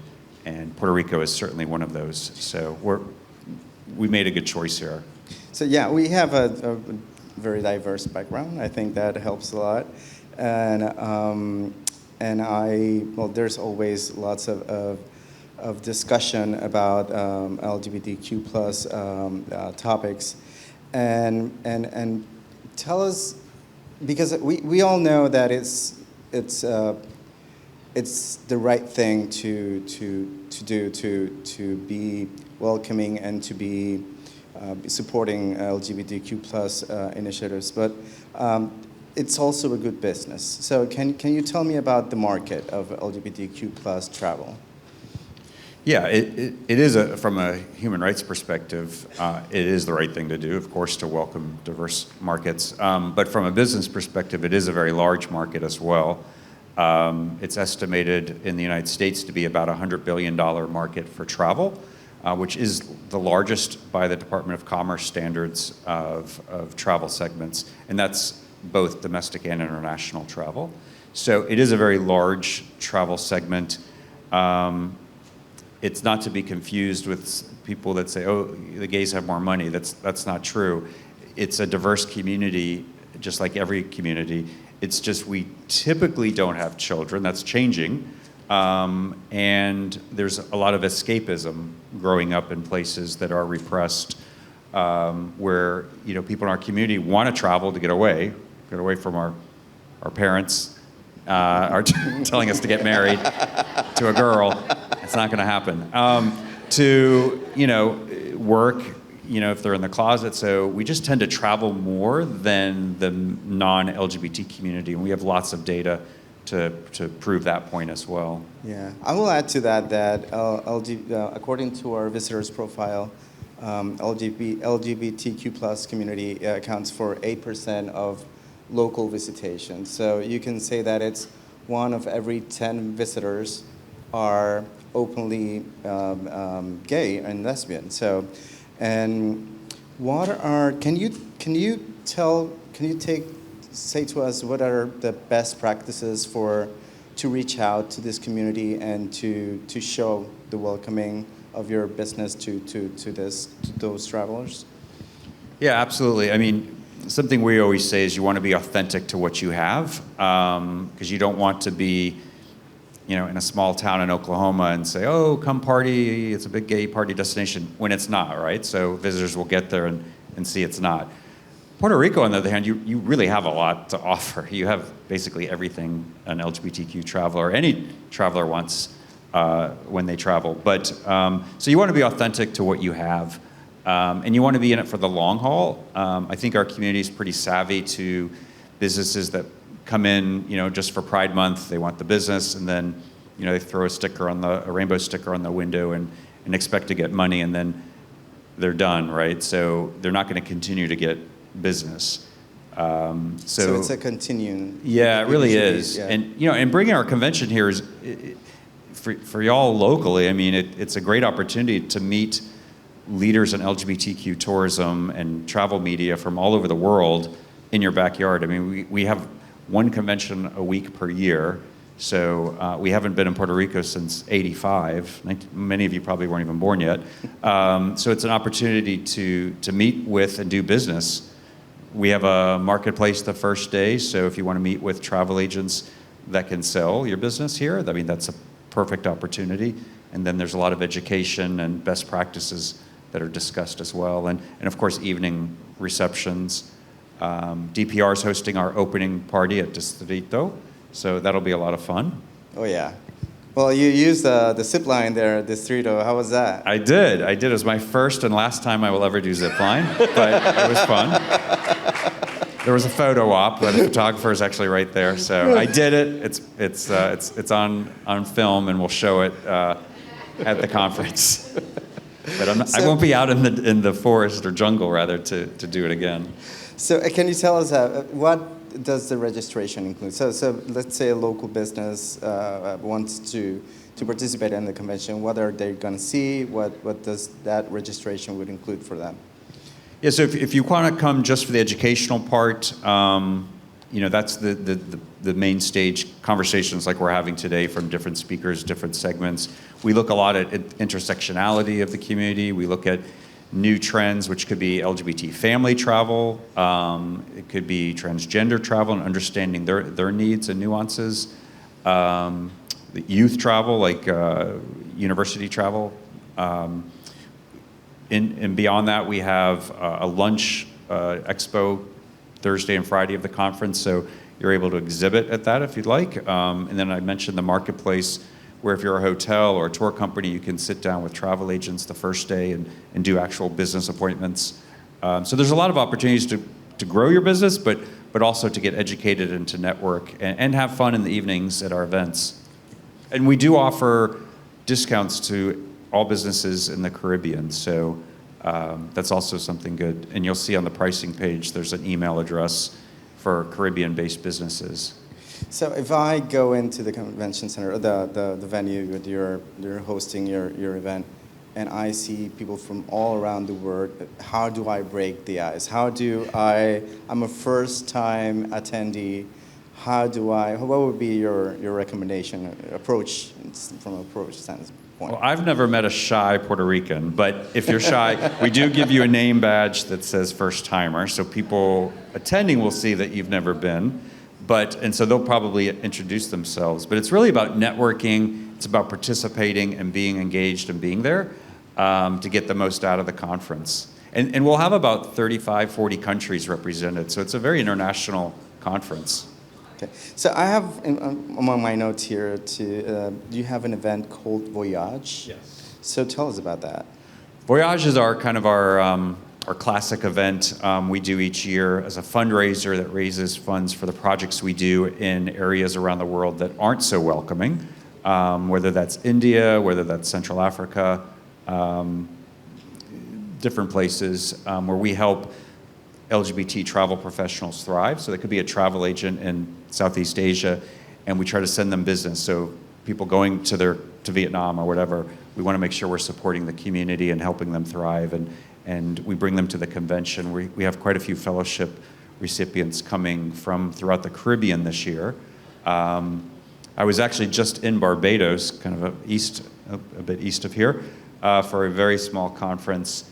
And they knew I was coming here to Puerto Rico, and it was a very informal, small conference, about 40 people. It was a lot of governmental people, but they referred to Puerto Rico almost, I would say, 20 times that day, talking about how can we get to be like Puerto Rico and welcoming, from the different tour companies, the hoteliers. So you are really a beacon in the Caribbean. You may not know it, but there's a lot of challenges in certain islands in the Caribbean.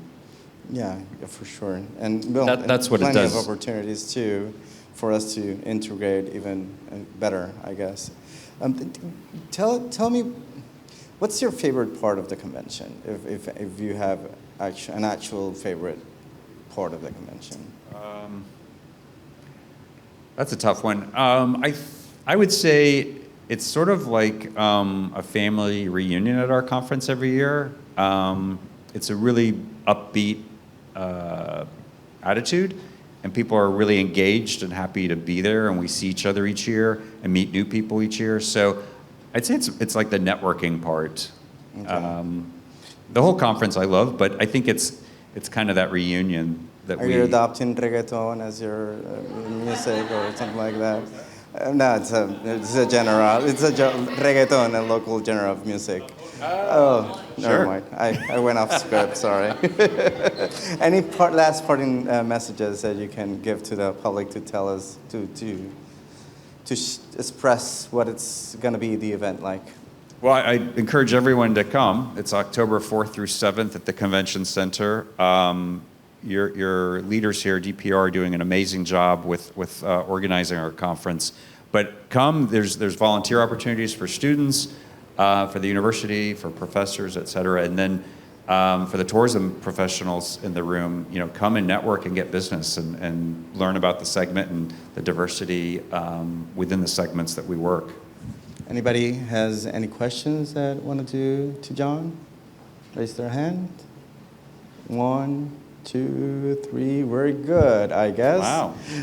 Well, thank you, everyone. I appreciate it. Thank you. Gracias. Thank you for coming and for accompanying us. Thank you for having me. Now back to Edward.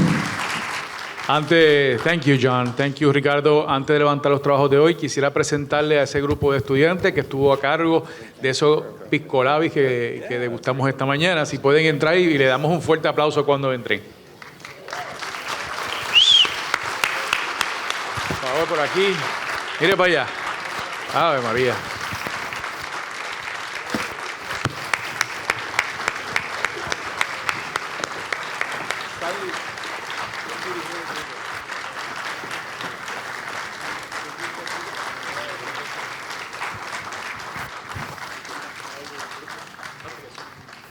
Bueno, muchas gracias por la oportunidad otra vez. Le agradezco mi excelente compañeros de trabajo y grupo de trabajo, estudiantes, la mayoría, nuestro equipo de actividades. Para nosotros nos sentimos privilegiados por esta oportunidad y esta es su casa, estamos a sus órdenes siempre.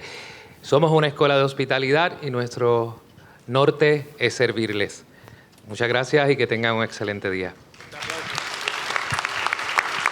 Muchas gracias, Stanley, y al equipo. Bueno, se cayó, estaba para caerse. Amigos, gracias mil por estar con nosotros y nos veremos en la próxima.